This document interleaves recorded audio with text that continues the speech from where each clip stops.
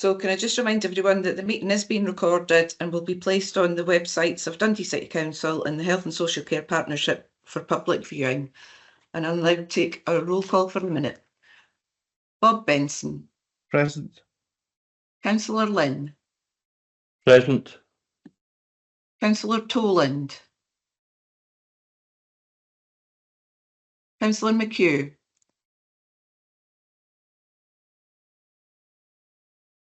Councillor McHugh. Oh, I can see her. Okay. So she's saying she's hearing nothing.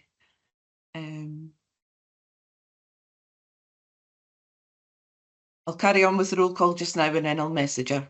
Okay. Thank you. David Cheap. Present, morning. Beth Hamilton. Present, thank you. I've had apologies from Glyn Lloyd. Christine Jones. Present. Dave Berry. Present, Arlene. David Wilson. Present, Arlene. Thank you. Susie Brown.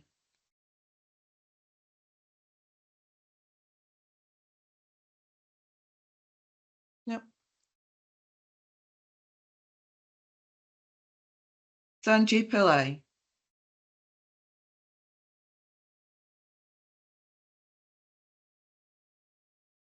Raymond Marshall. Here, thank you. Jim McFarlane.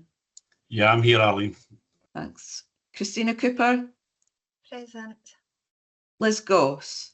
Present. I've had apologies from Martin Sloan. Emma Fletcher.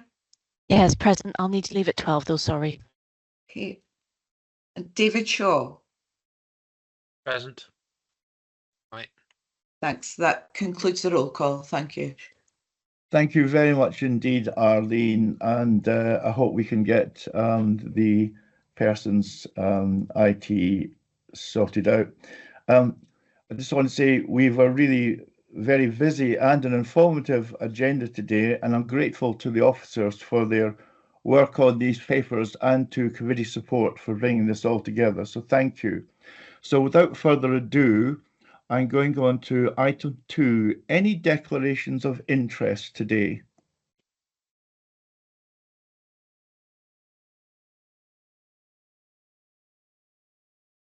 Thank you.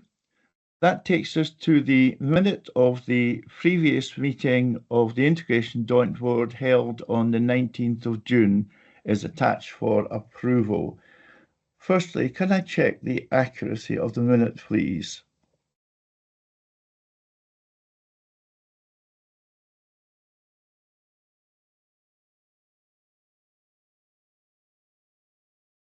If there are no substantive comments regarding the accuracy of the minute, I'll take it that the minute is accurate.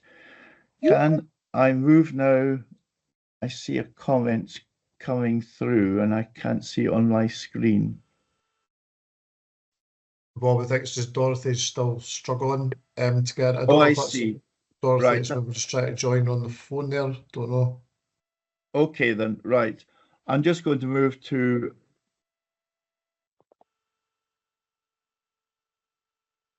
Great. Has Dorothy now joined us?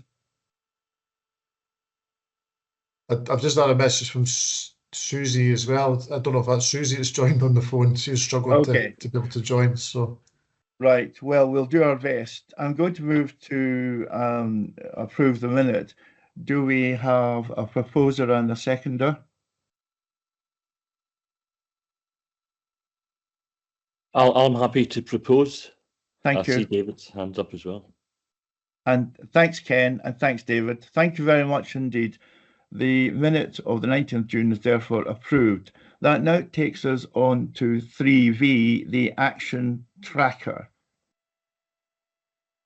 Dave, do you want to take us through these?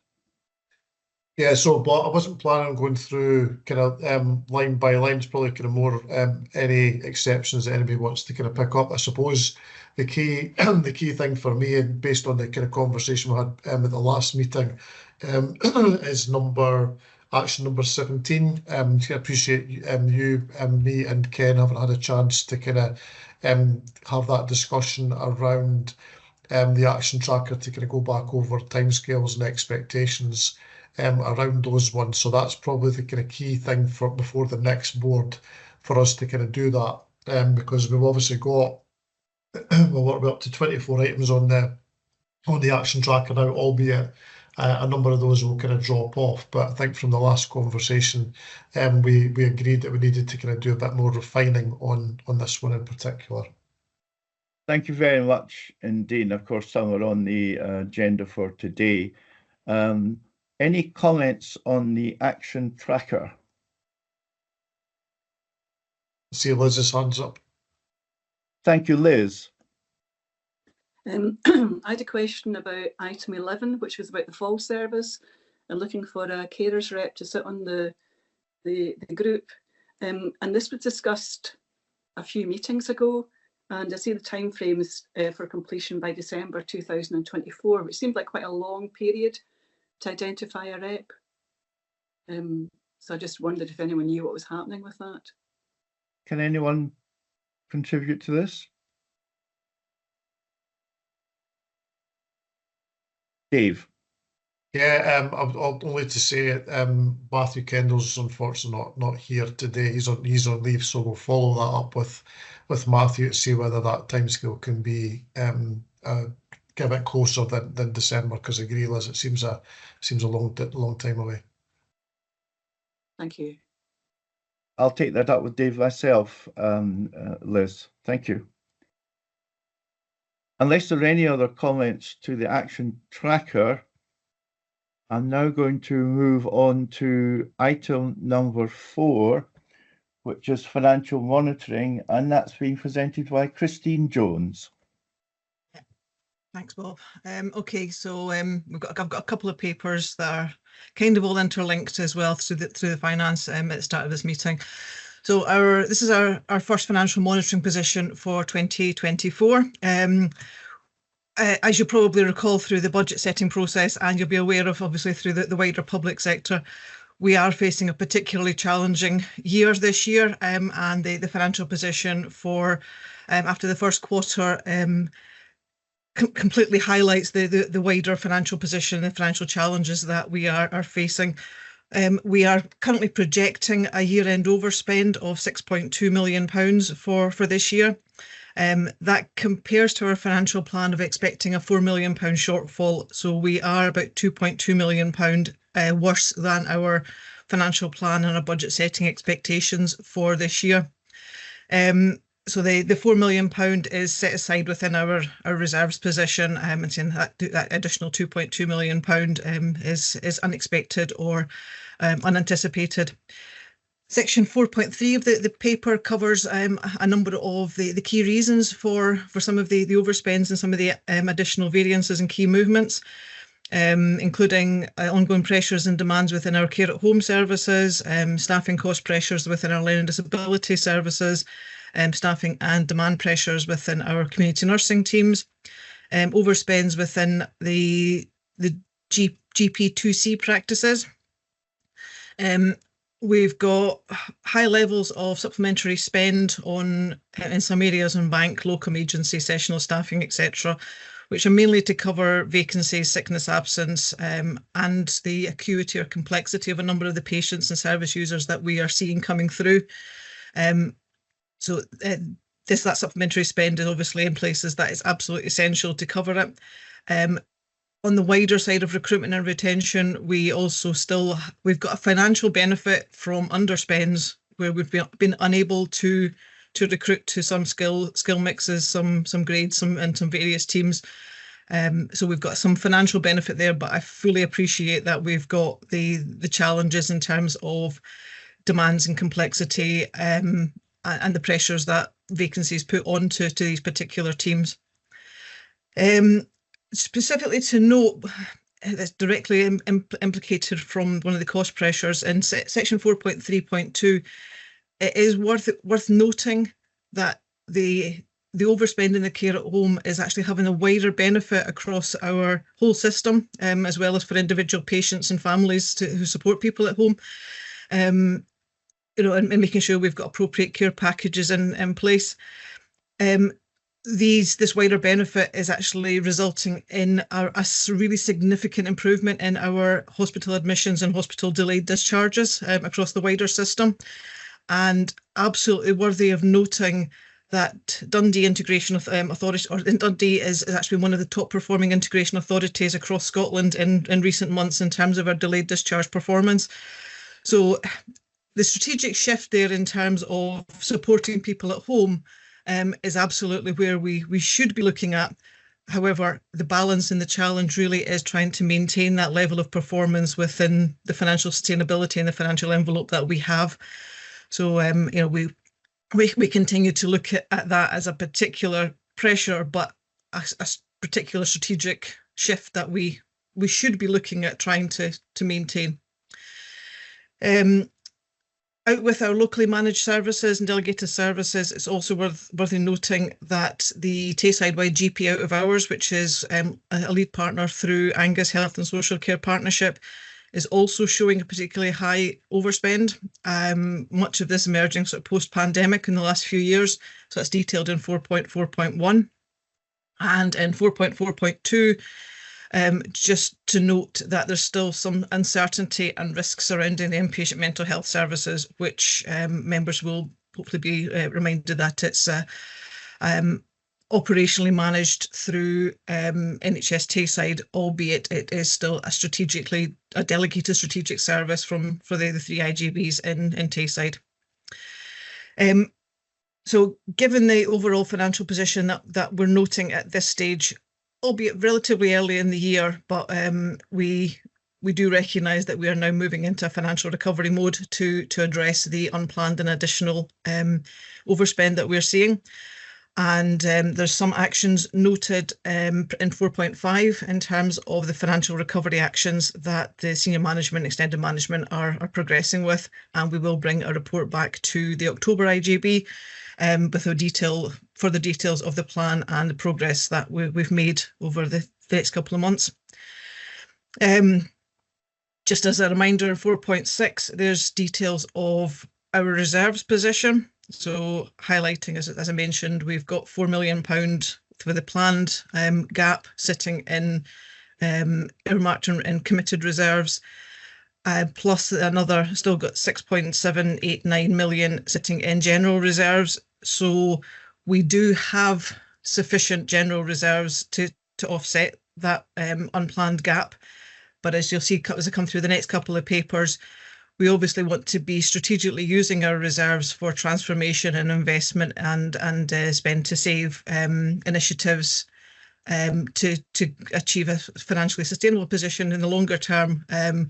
So we can only use reserves once, and we want to use these as most efficiently and effectively as we can. In the background, and obviously this is a couple of emerging risks that have come through over the last week or two in terms, so obviously post the paper being written, you'll probably be aware of the publication of offers from COSLA for our pay award for council staff, and then the late publication last night for the Agenda for Change pay award for NHS staff. The financial implications of these are currently unknown. There may well be a bottom line financial implication from the COSLA. Some Scottish Government money is expected, but perhaps not all of it. But we do continue to assume that the Agenda for Change will be fully funded from Scottish Government. But obviously, should that change, then we'll bring that and update that in the next report as well. The appendices are noted just in terms of the breakdown of the financial position at the end of the report. So members are just asked to note the report, note the actions that were taken in terms of the financial recovery plan. Note that we will bring in back a full financial recovery report to the next IJB in October. And also instruct myself as Chief Finance Officer to formally write to Angus IJB for a copy of their service recovery plan for GP out of hours as well. So if there's any questions, happy to pick that up or any feedback. Okay, thank you very much indeed, Christine, and thank you for trying to put quite a lot into quite a short statement into quite a lot of information there. Thank you so much indeed. Any questions or comments for Christine, please? Dorothy McHugh. Thank you. Apologies, first of all, I had a problem with my sound, so I've just joined the meeting in the last few minutes. I had a couple of questions on the action tracker, but I'll email those if that's permissible. Section 4.4, Teesside-wide delegated services. In 4.4.2, talks about inpatient mental health services previously hosted by P&K and returned to NHS Teesside in 21, I think. So that was done without a financial risk sharing plan, it would seem. And therefore, what happened in 21-22 and 22-23 and 23-24? So we haven't had a financial risk sharing plan in place for this since 2021. Is that correct? Yeah, we've not had a permanent plan in place, but each year negotiations and discussions have happened between the three IJBs, or three health and social care partnerships, chief officers and CFOs, and NHS Tayside, and the financial overspend in each of those years has been shared out. So we have contributed, and we'd have contributed in the last couple of years, but there is not necessarily a formal agreement in place as to how that is overall managed. I did see Dave's hand popping up there as he was involved in some of the other conversations, but that's gone down again. I don't know if you had anything else to correct me on. No, not at all, Chris. You're absolutely correct. It's an annual kind of discussion just now, because it is an unusual scenario that we've got where the IJBs, or through Perth and Kinross's lead authority, we have the strategic oversight of and strategic responsibility for the planning of inpatient mental health services, but the operational delivery sits with NHS Tayside, which is different from the way that all other services are managed. So that's why we have an annual discussion around the arrangements around risk share, because there is an overspend in that area that we're collectively looking at how we can try and manage that down. Thank you, Dave. Jim McFarlane. Sorry, Yeah, could I just have a comeback on that? So the position sorry, Dorothy, is, I should have asked. so the position is there is no formal plan in place. Is that a situation that will continue, or is work ongoing to have a formal plan in place? Because although Christine's reported that the risks, the financial risks, have been shared, over the last few years, that's not formal process. That's not, written down, is it? That's just an informal agreement. Yeah, I'll come back on that, Dorothy. So yeah, and we actually met just last week in terms of the three IJBs, the three local authorities, and NHS Tayside to discuss the current position as it stands and kind of trying to agree a way forward. So there are actions that are being taken by NHS Tayside in terms of some of the operational financial management elements, and from a commissioning perspective from the IJBs, we're also looking at the kind of the bed, kind of how we kind of commission beds in effect from NHS Tayside for the population, for each of our population. So there's a combination of things that will happen, which is why it's a collective response. It's not one party's responsibility to kind of manage this situation. So we'll keep the IJB up to date as this kind of progresses in terms of any resultant financial risk exposure that we'll have around inpatient mental health services over the course of the year. Liz, you and Christine, you've got your hands up there. Do you want to come in to that point? Yeah, it was just to add on that we've got a couple of papers very later on the agenda, towards the end of the agenda as well, looking at the mental health whole system and the learning disability whole system, which strategically will be obviously supporting some of the movements as well, and hoping to address some of the underlying overspends that we're and pressures that we're seeing. So perhaps that'll help just to see that, you know, there's other work ongoing in terms of both the operational overspends that are being undertaken through NHS side, but also that strategic work as well that's looking at the whole system. Okay, thank you. Thank you, and thank you, Dorothy. Jim McFarlane. Yeah, thanks, Christine, and you know, thanks for the detail on it. It's not good reading, is it? You know, so I think, you know, the whole issues around the areas where there are already the overspends and stuff like that. Certainly for me looking in, they're not areas where you're going to, well, I don't expect to see a fall in demand or a fall in need in those type of areas. So, you know, how confident going forward are we around, you know, being able to get on top of that? You know, recognising obviously the recruitment and retention issues that are already mentioned in that.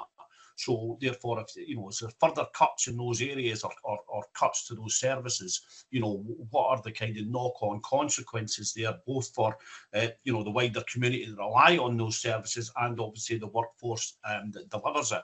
And just an observation around the whole issue around the pay stuff. It's very, very divisive. That you know, and I'm totally in favour of, you know, the offer being put forward for the agenda for change staff being fully funded. They're quite right, it absolutely should be, but it's very then divisive to find the local authority one no being clear about where the funding is, and that, you know, for some workers it's nearly 2% or less of an offer.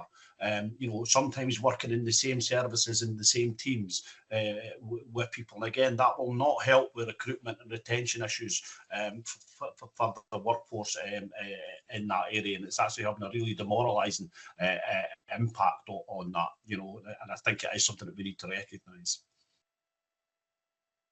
Okay. Thanks. Do you want me to come back on? Oh, not unless you've got anything further that we'll expand on. No, other than to say, yeah, we absolutely recognise the challenges of trying to achieve this, and it will be through tough decisions and prioritisation and efficiencies. But we do not want to be dropping levels of activity and performance. We want to be sustaining that in terms of our patients and service users as much as we possibly can, but prioritising what how we do it and what we do. Thank you very much indeed. Thank you, Jim. Liz Goss. I just want to say I don't envy you this situation, obviously, but like Jim, I had some concerns about some of the savings programme information and the impact it might have upon service users, like the review of charges and additional community alarm charges, for example, and just how will that impact upon people and their ability to access these services, and will that have a knock-on effect somewhere else in terms of an increase in demand somewhere else in the service? As I say, I know this is very, very difficult. Yeah, the whole system implications of delivering something. We don't want to be getting to sort of cost shunting either, or pushing pressures shunting around. So you know, the council, NH&SCP side and the IJBs are of the same sort of mindset in terms of we don't want to be direct, you know, saving in a silo in one area to shift the demand or pressure somewhere else. So you know, that is absolutely something that's in the back of our mind, or in fact the forefront of our minds when we're looking at these implications. Thank you very much. And Angie, I think you want to come in now, please. You might want to say something further on this. Thank you, Chair. Yeah, it was just to provide a little bit of reassurance that all of the measures that we are taking, the first point of call is always about how do we work more efficiently and more effectively? How do we enable staff to be able to deliver single-handed care, for example, with new equipment that's been coming on the market?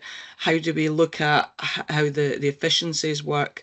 The elements around the community alarm, there is the bit in the paper is actually about a recharge across the council.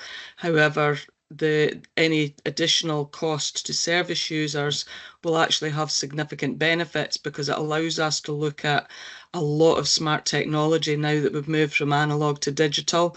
So there's an awful lot of work that will be coming over the next 6 to 12 months, which is about how we enable people to be much more independent and less reliant on services, rather than taking services away. Thank you very much indeed. Are there any further comments? Thank you. And Christine, I just wanted to say how pleased I was to see the delayed discharge performance, a key government priority, and I'm very pleased how we measure up against others. Thank you so much. There are 3 recommendations which I won't read out in 2.1, 2.2 and 2.3. Do we approve and support these recommendations? Yes. Thank you. That takes us now on to item 5, which is the 5-year financial outlook. Christine Jones. Thank you. This one just continues in exactly the same vein of my current year position. Sadly,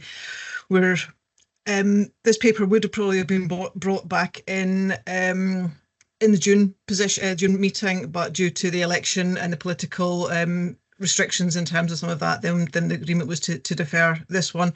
However, this does lay out the 5-year pressures that we are currently assuming in terms of demands and pressures and the ongoing financial constraints and challenges that we are looking at.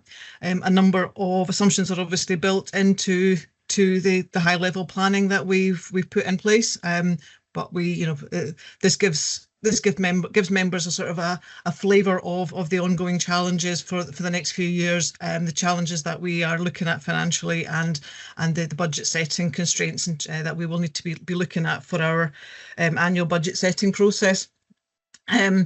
So as you see through the report, the last couple of years we have been in a healthier financial position the last couple of years.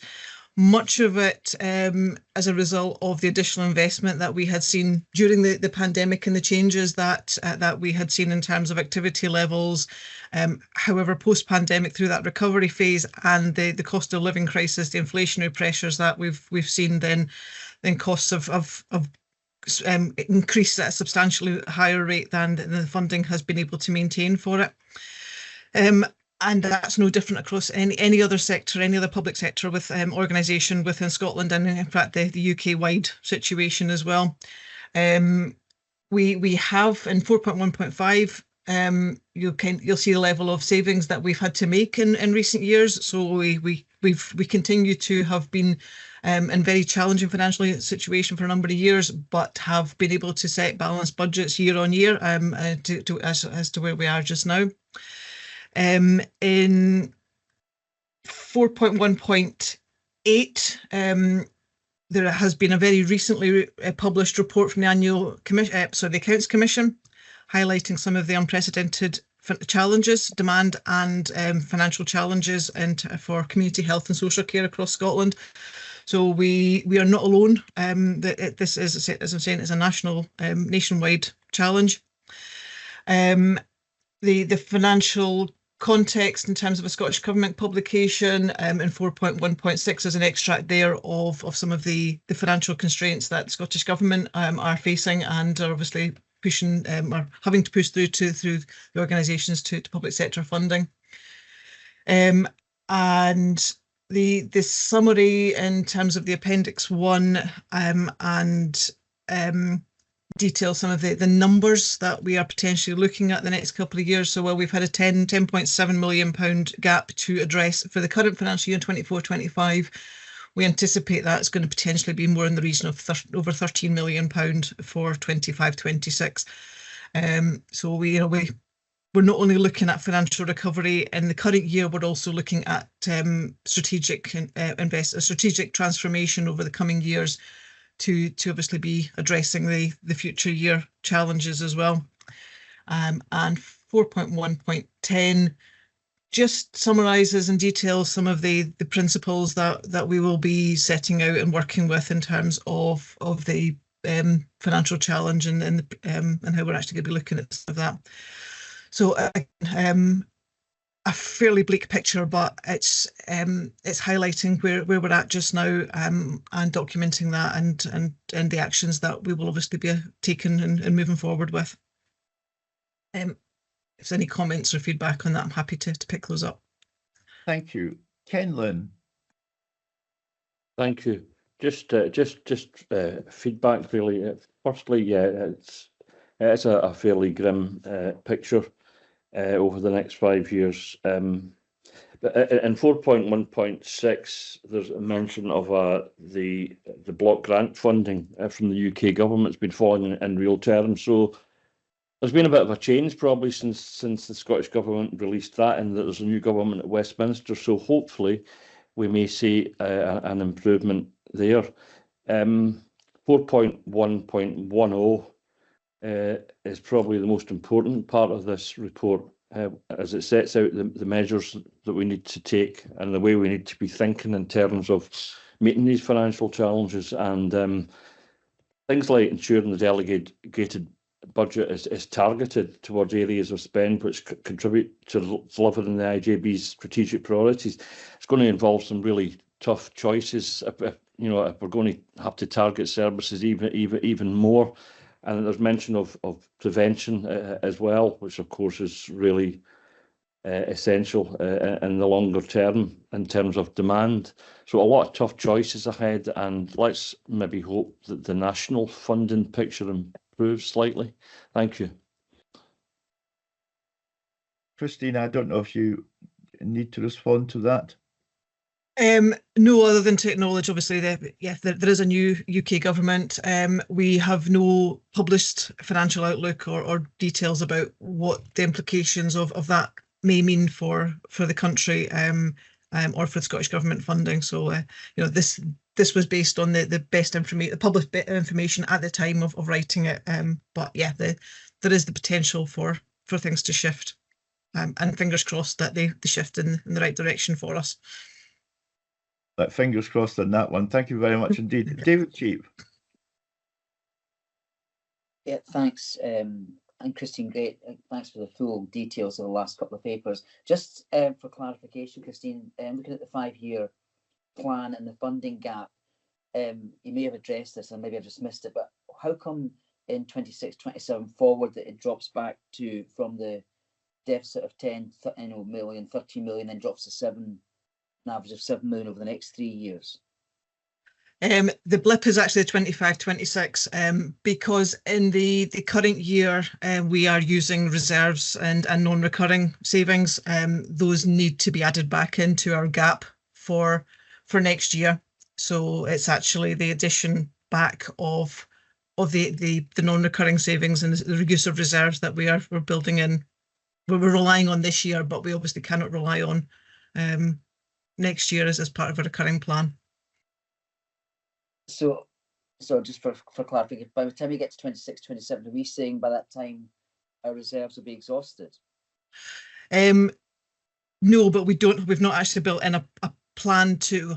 We've not built that plan, and that's so. Obviously, when we go through the planning and the budget setting assumptions for 25-26, if part of that gap is then to use some reserves again next year to close the gap, then that will shift us the pressure that we need to then find something extra in 26-27 to manage that on a recurring basis. So, okay. So that's based on that assumption. Thank you. Thank you very much indeed. Lots of things to work on, and I think we'd probably welcome various development sessions on this as we think about particularly how we cope with demand, but also the transformation work and the focus on that, which feels really the long way ahead. So thank you so much indeed. We have no more questions here, so can we now approve the recommendations set out in 2.1 and 2.2, please? A nod of heads is fine. Thank you so much. Thank you very much indeed. And Christine, finally, that takes us on to item 6, the IJV reserve strategy. Yeah, thank you. As I've alluded to, obviously, we have been relying on reserves for covering our short-term gaps, but we've also sort of planned to use some of our reserves in the past couple of years for different things. Well, reserves are obviously in place in terms of strategic planning, carrying forward balances from allocations that, for specific purposes in line with Scottish Government guidance or the grant funding. We also have a general reserve that we will want to utilise as our rainy day fund, and if the weather anything like it is here, then it's pouring with rain here just now. But in terms of that contingency, unexpected pressures that come through, we want to keep some general reserves for that type of purpose. But we do not want to be, it's the longer term financial sustainability should not be necessarily on general reserves to close gaps, and we need to be looking at strategic prioritisation and investment and transformation. So this paper is to give members an update on our wider reserves position. And where we're actually at, where we've been over the last few years in terms of what reserve balances that we've held. You'll see through 4.1.3 how our reserves position has significantly fluctuated over the last 4 or 5 years, particularly peaks at a time where we've had short-term COVID funding that we've had from carry forward from one year to the next through the course of the pandemic. So that's been sort of the driver of some of our peak funding, and it's been specifically ring-fenced for COVID purposes at that time. And the balances that we still have in terms of where we're going in terms of committed reserves, earmarked reserves, and the general reserves. So sorry, I lost my place there. Yeah. It's imperative that we are looking at having sufficient reserves to meet unexpected demands, but we also want to have that opportunity for strategic transformations and supporting some of these. The ask of the IJB is obviously to note the current position, but also to ask that we move a further £2 million from our general reserves to our ring-fence transformation fund to continue to support specific projects. At the last IJB, we approved a transformation spend request of 92,000, and the next two papers, if approved, will commit a further 623,000 to transformation investment. That would leave us with only 285,000 from our original £1 million transformation fund.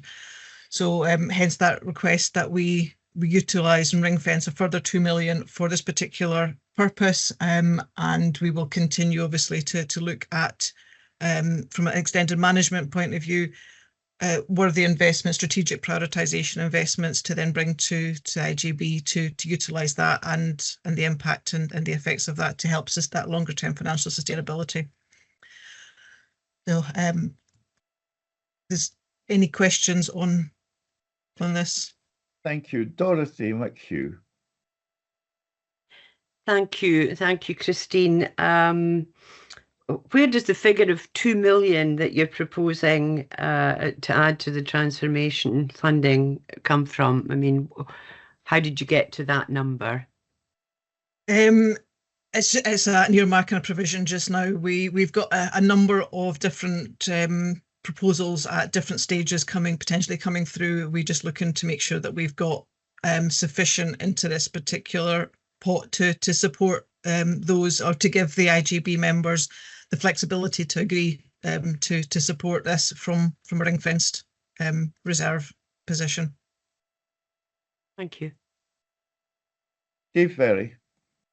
Yeah, thank you. Just kind of very briefly, just to kind of re-emphasise, I think the point Christine's making around the importance of us being able to kind of invest the money we've got in reserves on transformation itself of obviously kind of just covered the current year's financial challenges that we've got, and then that look ahead over the next financial years, and the difficulty that we all face in terms of any making any changes is, of course, we often need investment to kind of pump prime some of that kind of change, whether it's around kind of investing in tests of change, or just kind of enabling that sort of like twin running of services as we kind of move a service up or a new service development up and start to kind of retract from another service. So it is the 2 million extra is a kind of bit of a kind of assessment on what we think we're going to need from our reserves to support the financial position anyway next year, or even the current financial year,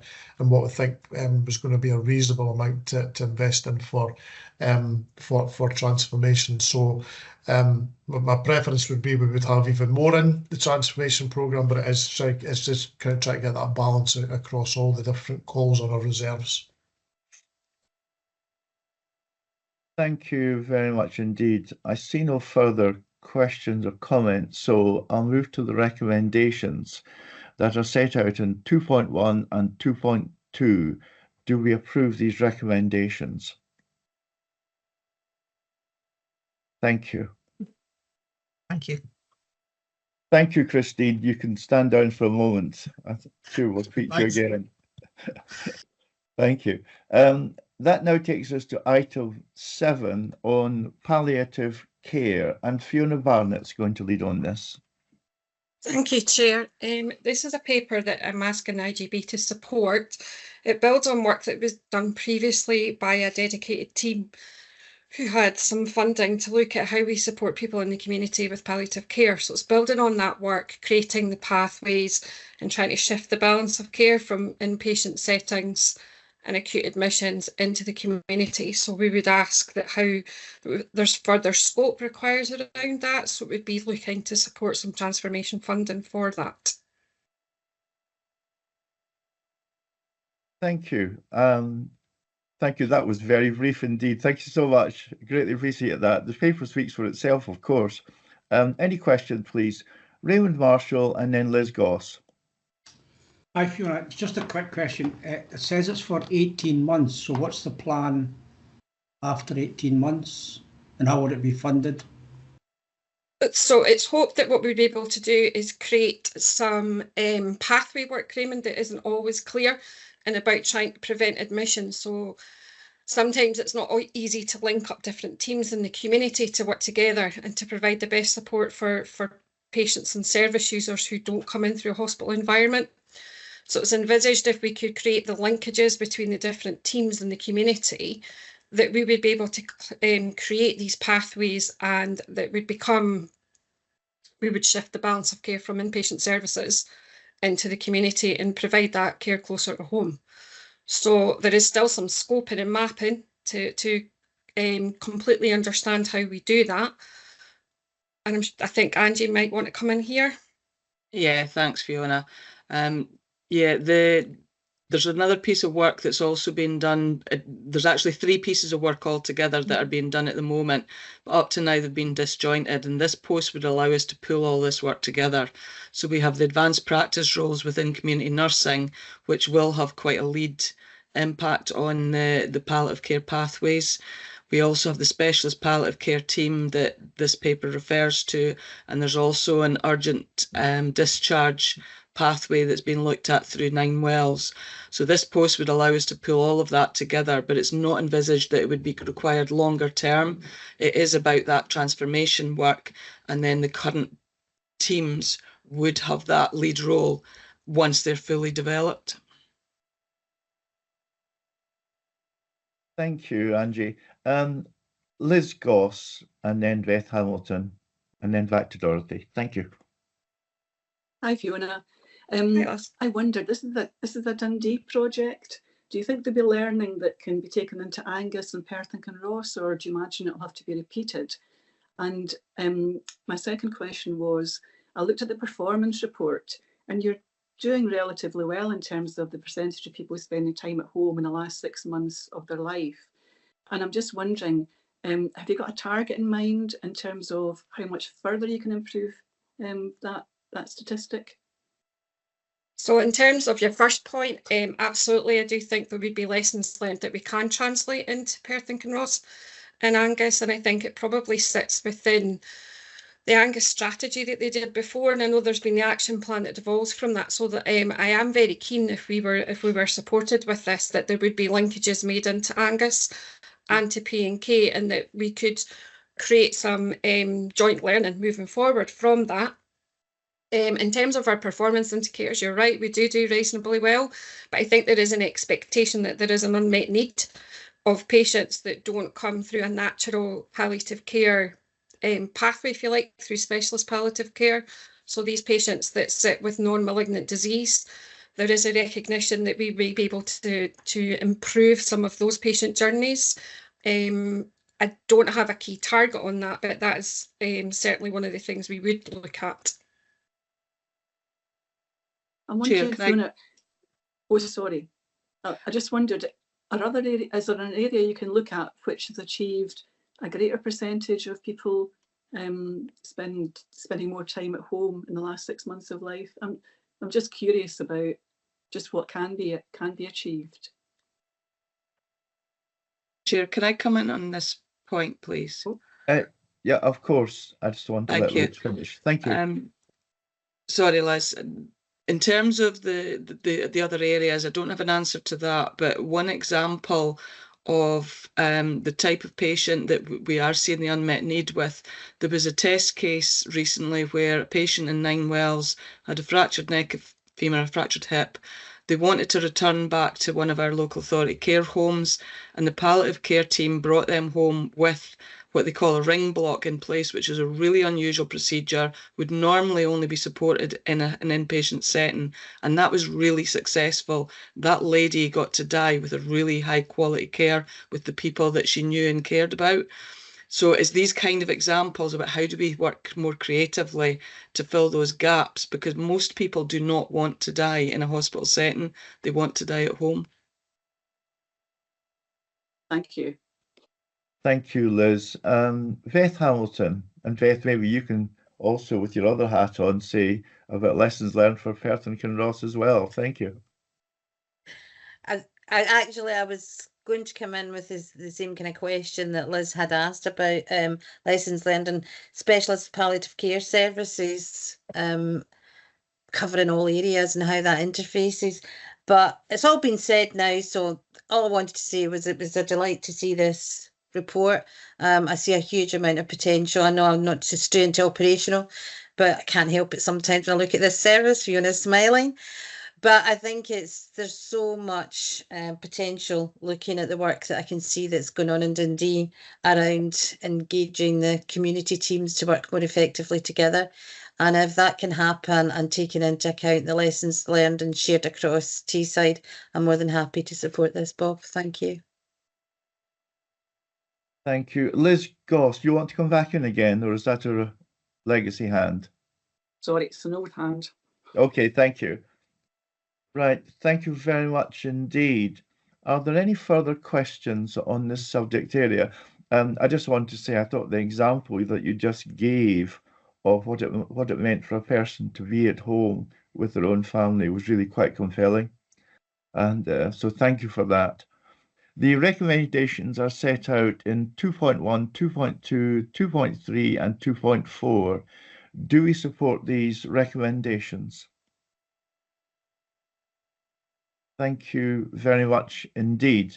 Thank you, and thank you for the presenter as well. Thank you, Fiona. Thank you. Thank you.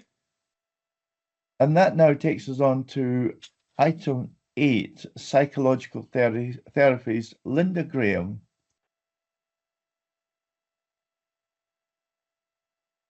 Good morning, colleagues. Good morning.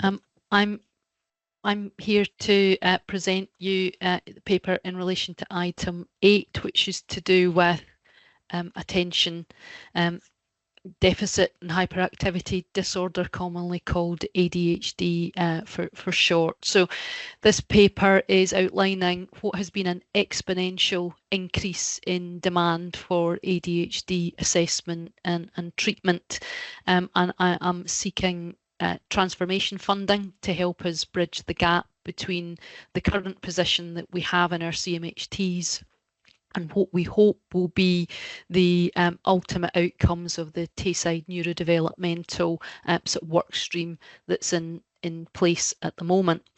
The model that's being proposed within the paper is what we expect the higher tier of the ultimate neurodevelopmental workstream model to report on. And the expectation would therefore be that the posts that we are proposing within this paper would be able to transition across to a new model of care in due course. I'm probably expecting some questions around sort of costs per case in relation to the model, but probably important for people to know the costs we think we're looking at in relation to this are about half the costs that people are having to pay to access timely private diagnosis of ADHD, and that leaving lots of our constituents in the position of having a diagnosis but still not able to access treatment because our current shared care agreements with general practice colleagues do not actually stretch to private clinic assessment and diagnosis. It only sits with NHS assessment and diagnosis. So I think there's a fair bit of detail in the paper, and I'm happy to take questions. Thank you, Linda. Dorothy McHugh. Thank you, Linda. I have a question relating to the increase in people presenting to services for ADHD. I think it's 4.3 talks about a 20-fold increase in diagnoses and a 50-fold increase in ADHD prescriptions for men aged 18 to 29, and that diagnoses are 2 times higher in the most deprived areas, which is not surprising. But why is this happening? I believe it's a national trend as well. Do we have any idea how this has come about? So no, it would probably depend on who you're listening to. So the biggest school of thought would be that it's simply been a set of underdiagnosed conditions over the years, and it's only now that society is talking about it that more people are coming forward.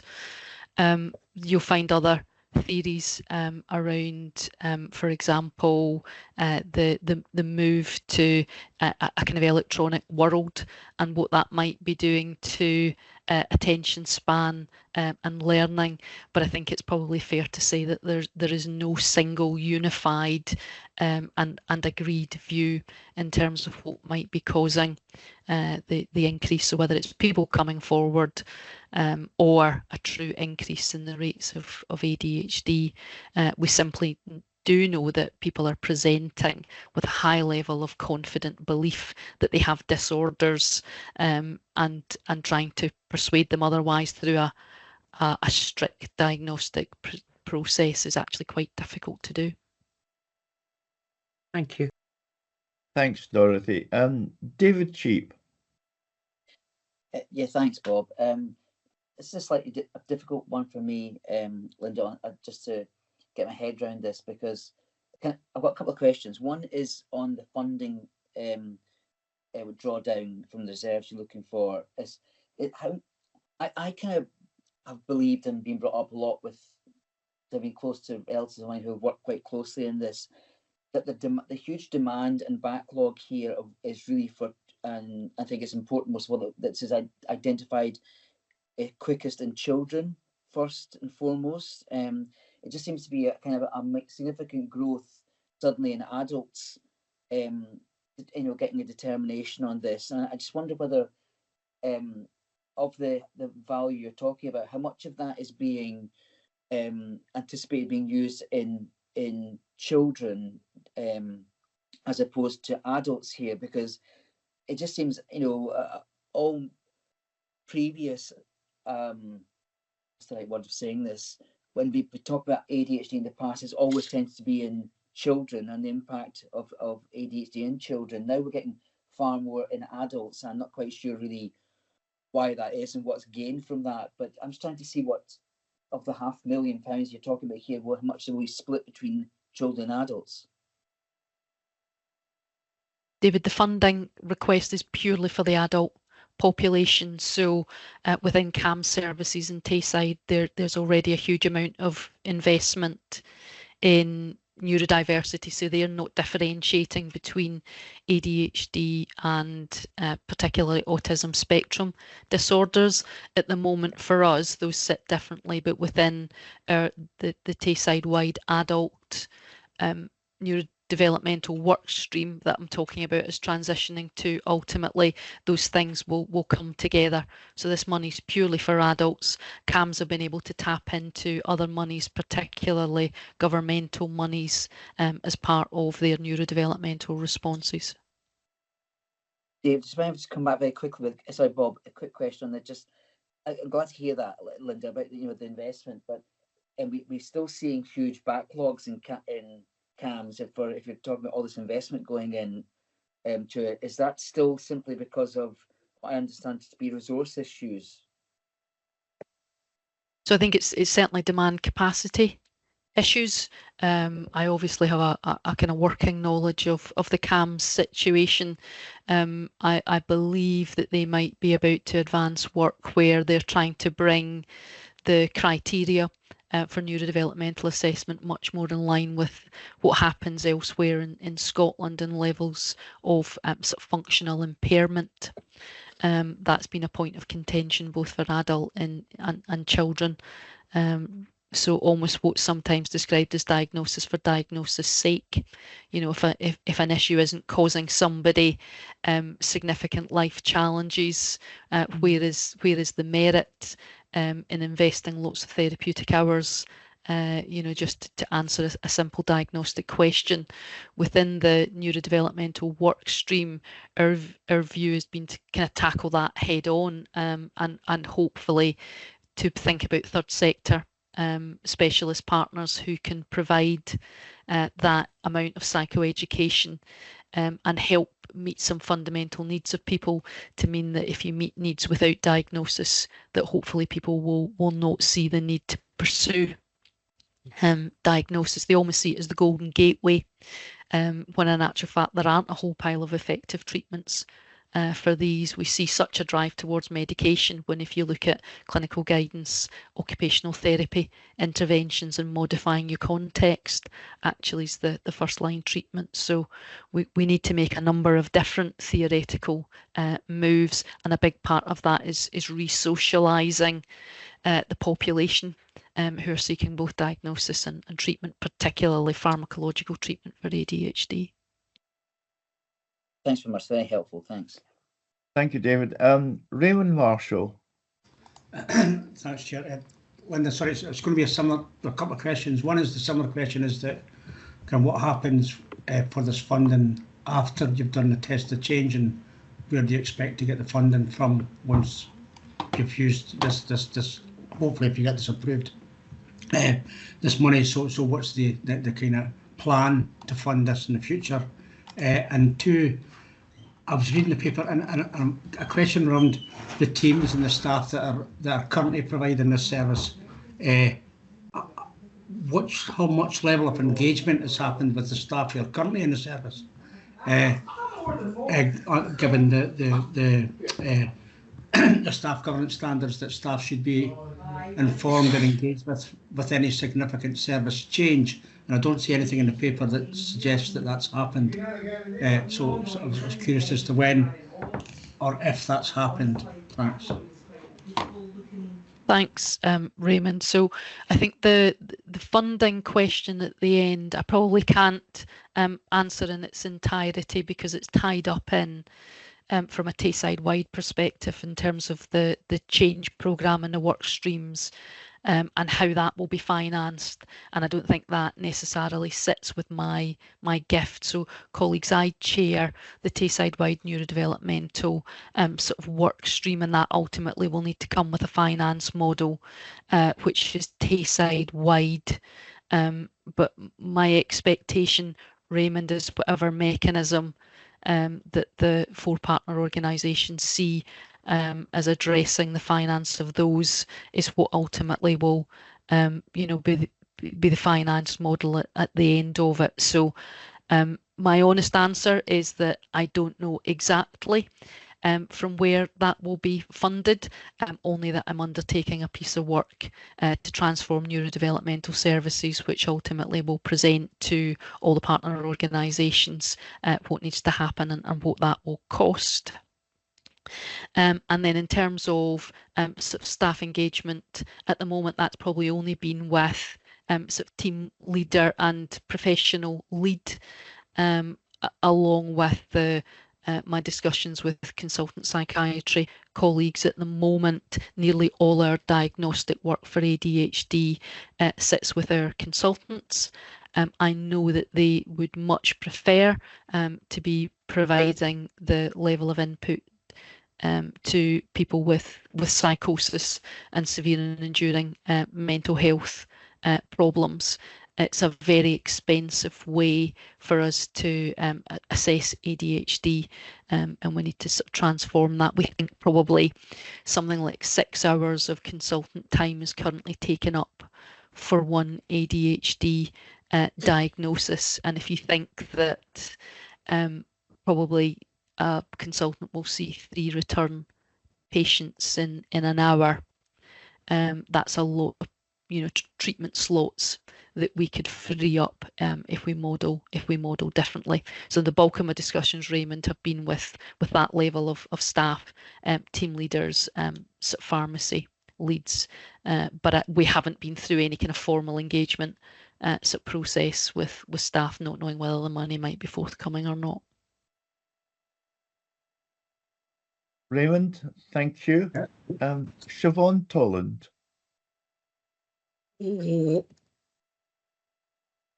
Oh, I'm here. Sorry, it's Toland, but thank you. Just a couple. I'll get that right. I'll get that right. I got being my bonnet about it, honestly. Thank you.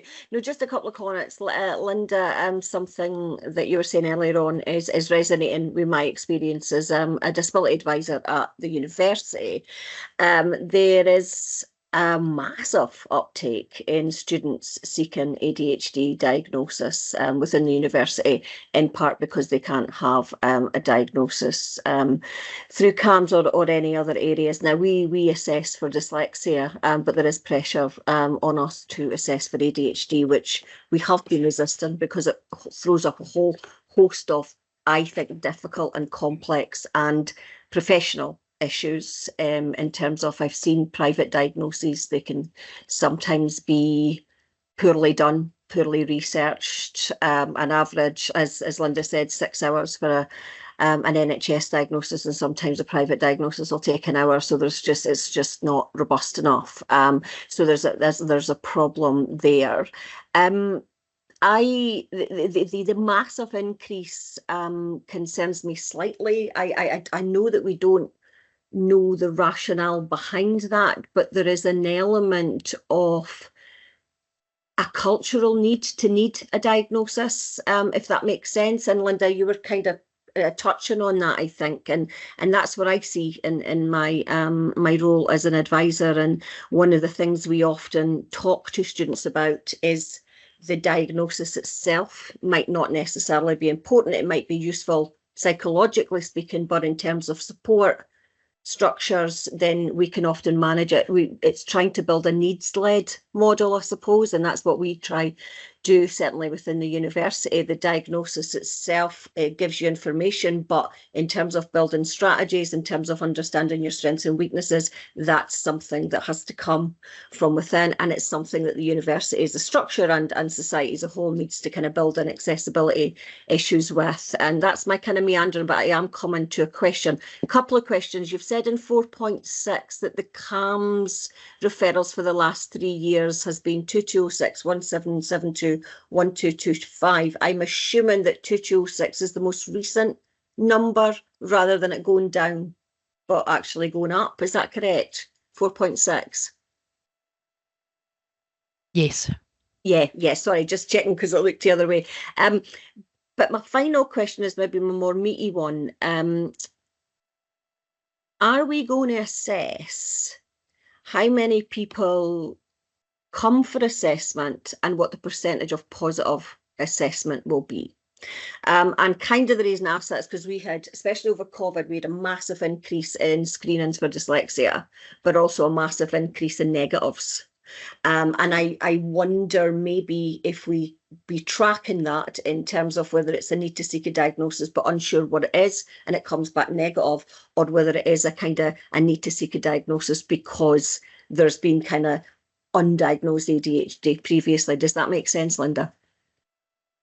It absolutely makes sense, and one of the big concerns that I've got is services who have pretty much non-existent levels of non-diagnosis, so where we don't confirm a diagnosis. So if you look at some of the private clinics, if you're sitting at something like 95% plus of people seeking a diagnosis get a diagnosis, to me that's something that should concern you.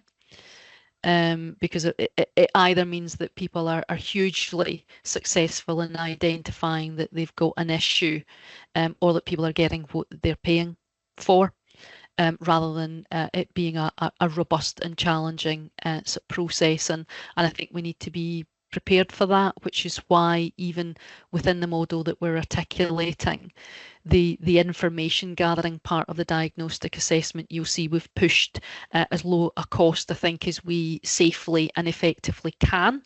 So assistant psychologists, for example, work at generally band 4.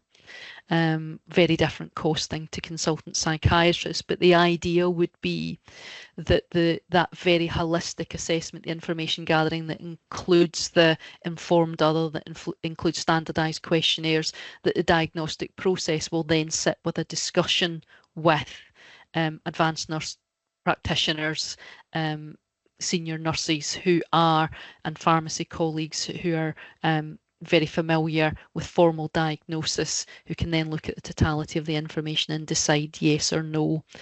So it's certainly information that I would be keen to have. We've seen similar things actually with the more simple end of autism spectrum conditions, where within GP referrals to our autism service in Tayside, something like 90% of people were gaining an affirmative diagnosis. Now, I have a belief that has been it's been a robust diagnostic process, but actually it's a lot of therapeutic time to confer something that people clearly knew was an issue for them to start with.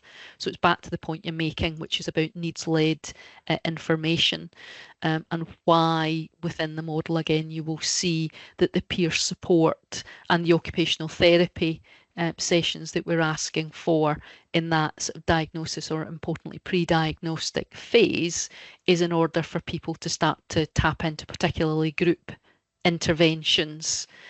We know from our local P&K and Dundee sort of ADHD third sector providers that they run really, really successful, almost ADHD and me type workshops, that people learn how to manage their condition in the absence of a formal diagnosis, and a number of those people therefore will never bother seeking diagnosis, and that all helps us to change the narrative that you're describing. Thank you very much indeed. Are you wanting to come back in again? Just quickly, for the final question, Linda, will we be looking at the data in terms of the percentage of positive diagnosis, and will that come back to the IJB? Apologies, yes. I think there's an array of things we need to look for, including the kind of cost per case issue, and getting that as trim as we possibly can. Thank you very much indeed. And David Wilson. Thanks, Chair. I was just really wanting to speak from a GP perspective on this. I certainly think there's been an exponential growth in the number of patients kind of coming in looking for these assessments, which really do need to be done in a complex way. It requires a lot of workup. It's something that requires specialist input. I think the number of patients that are having to face, as Linda touched on, the consideration of going down a private route is increasing as a result of the local weights that we have on this, and it needs to really be done in a more thorough way, and as a result of that, it really does require that specialist input. I mean, it's not just the diagnosis part, which can obviously impact on people's employment and educational ability and everything that goes with that, but those that do require medication, it's a very specialist medication that needs specialist input and monitoring, and it's something that gap is there, because if people go and get that diagnosis done privately and then they're coming into the GP practice to hopefully get that medication, it leaves us in a very vulnerable position in terms of understanding where that diagnosis is being made, who's following up these specialist drugs, and that in itself leaves people vulnerable if they've got a diagnosis feeling they're not getting the medication appropriately, and all that goes with that. So I certainly welcome the impact that this will have in terms of the initiation of medication and the monitoring of that medication as well. Thank you, David. Any other comments before I wrap this one up? Okay, thank you very much. I'm going to move to recommendations that are set out in 2.1, 2.2, 2.3 and 2.4 of the paper. Do we support these recommendations? Thank you. That now takes us on to item 9, and I'll make a judgment call soon as when we'll take a break, but we'll move on to item 9, and that is the McKinnon Centre, and it's Chris Hevington. Yeah, good morning. Thank you, Chair. So this report is with regards to the McKinnon Centre, which is one of our units in Broughty Ferry. The centre traditionally has a respite service for adults with physical or sensory impairment, brain injury or progressive illness. It also has historically had a skills service, which is linked to rehabilitation. In terms of the respite service, what we've seen is a steady reduction in demand for that service, and I would highlight that is pre-COVID also. That is not just as a result or post-COVID. That was the trend pre-COVID. As a result, that has meant obviously lower occupancy rates, and for the past 12 to 18 months we've been trialling supporting with some hospital discharges for really complex cases where it's been difficult for the hospital to discharge home or to an appropriate facility or their own accommodation. And obviously it's recognised that it's better outcomes for people if they're not in hospital when they don't need to be. So we've been doing that for a period of time now, where people have, alongside those using respite, they've resided there for a period of time before we have been able to find them more suitable accommodation or care. I guess it was initially used for hospital discharges, but we have had one or two people whose situation has significantly changed in the community that would maybe otherwise have had to go into hospital or somewhere else, and they've also used the service. So there's been an element of step down, but also step up services for that. So that's where we are with respite. We've discussed this with the care inspector, who are supportive of that, because obviously that it's a registered service. They haven't raised any concerns, as the people using the service will still fall into the physical or sensory impairment category. So they're residing with people that have similar needs to those. In terms of the skills service, so this is what we've seen during when the skills service has been closed since the pandemic began and day services were required to close. So it's never remobilised from then. During that time, we took the opportunity of the closure to review the service, as again the care is another registered service, and the care inspectorate were very clear for quite a few years that it's no longer meeting its registration expectations as a skills service, and it was operated more as a day service rather than having that rehabilitation aspect. It was very much a social aspect, which is not what it was registered for. So during the closure, we took the opportunity to conduct a review, and the review from the people who were using the service very much confirmed that was the case. Very few people using it for its intended purpose, and they had been there for considerable years, as opposed to using the service then being discharged. So as a result of the review and from looking, the demand for this service is very, very low. People, from speaking to people, they're accessing supports in community centres. There is a huge shift towards a request for outreach, people going to them rather than them come to a unit. And in one case, one of the previous service users had set up their own little group, so that they're using more community-based centres to meet up out together. I think that's a trend that we're seeing across day services in general, that people are not as keen to come into a service. There's definitely that push towards outreach. So in terms of that, what the report is recommending is that the uses, some of the resources from the skills centre or previous skills service would be better used in respite to increase capacity and our ability. So it's a 10-bed unit, but due to the staffing levels, we can only really accommodate up to 6 people at this time. What we know is we could fill all 10 beds if we had the correct staffing in place. So yeah, that's the main purpose of the report. In terms of McKinnon, it's already been used differently. There are 2 NHS clinic spaces in there that have been hugely successful, and they're providing vital services to the public. So yeah, that is the key points of the report, Chair. Thank you so much indeed, Chris. And I'd like to open up to questions, please. Jim McFarlane and then Liz Goss.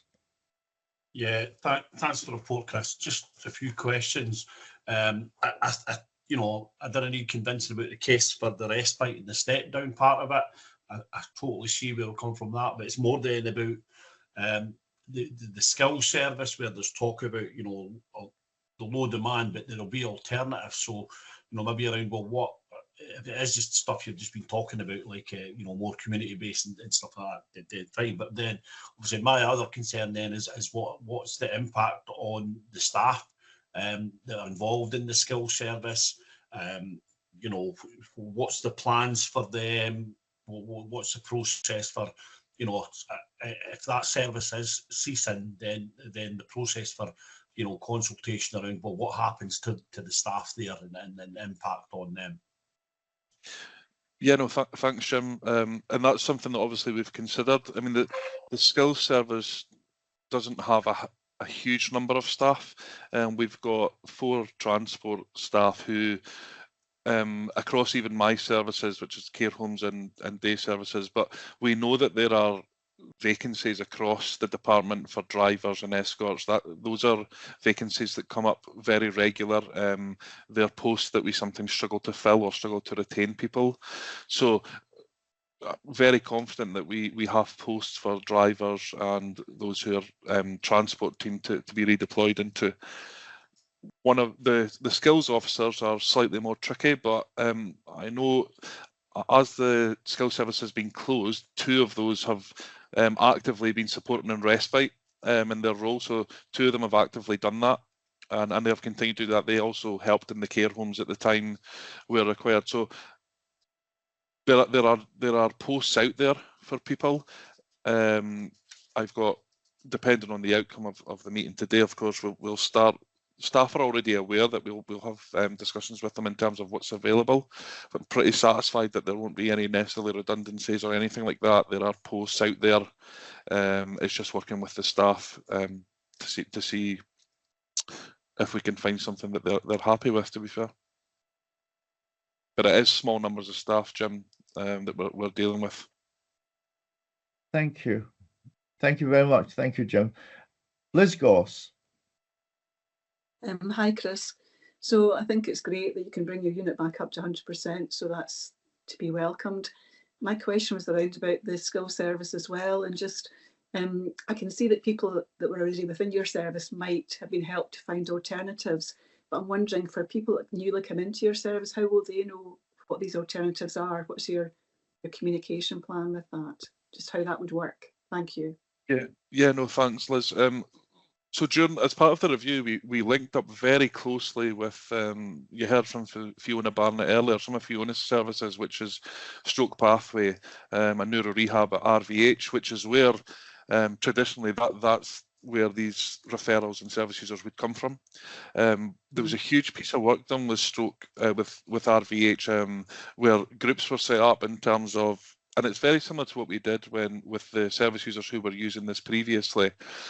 We had people come in and talk about the services that they run and that they have, and it's evident that there are ample services out there. So I know Fiona and the team at IVH do a huge bit of work on that in terms of directing people to different pathways, which will continue. So yeah, that had already started as part of the review, where all these different organisations had came together.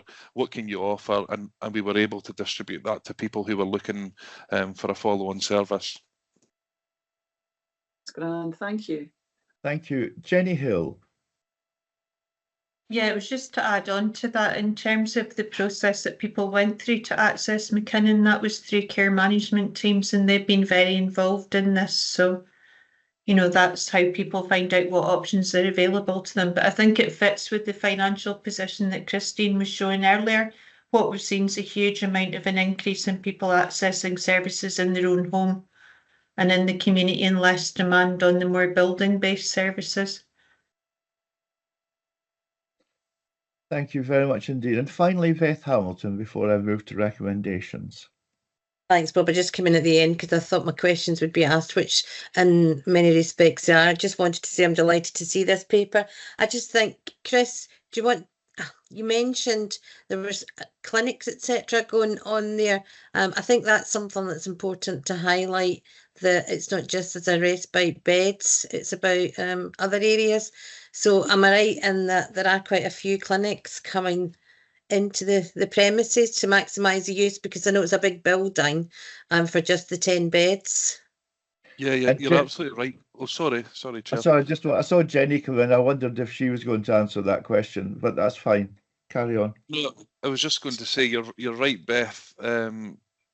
McKinnon Centre, given its location in the Broughty Ferry, it's certainly envisaged that it will become a hub. So we've already started that with the clinics. There are pharmacy services also based there, and you know, up until even last week, I'm getting approached regularly for looking for space for different services for the public. So you're right, it's a big building and there is space there. So it's and very clear it's not going to become an empty building or even remotely empty. It will absolutely be utilised for the people of Dundee. So yeah, the clinics are hugely successful, and there is clear demand for use of that space for front-facing services as well, I would add. That's great. Thanks very much. Thank you very much indeed. I'll now move to recommendations, and they are set out in 2.1, 2.2 and 2.3. Do we support these recommendations? Thank you. I'm going to take the next item and then take a break after that. So item 10, reducing harm from drug and alcohol use, and that's Vered Hopkins. Thank you very much. So the report presented, just to be very brief, covers the what has been achieved in the first year of implementing the ADP delivery plan and the various actions. There is specific focus on the implementation of the 10 medication-assisted treatment standards. So there was a focus on that. And other specific developments that we have progressed with the within the ADP, including the development of work with lived experience, linking with or joint working with the third sector, which is now very developed, and increasing in the number of people that have been sent to residential rehab and successfully completing the treatment within residential rehab. In terms of the MAT standards specifically, we now have direct access clinics in Dundee, so individuals are able to get same day treatment if they require. They're able to stay in treatment for as long as they need. They have a choice over the medication that they can be prescribed, and there's harm reduction services at the same time that are being delivered. We are also progressing with the development of the drug checking service, which is increasingly becoming very important.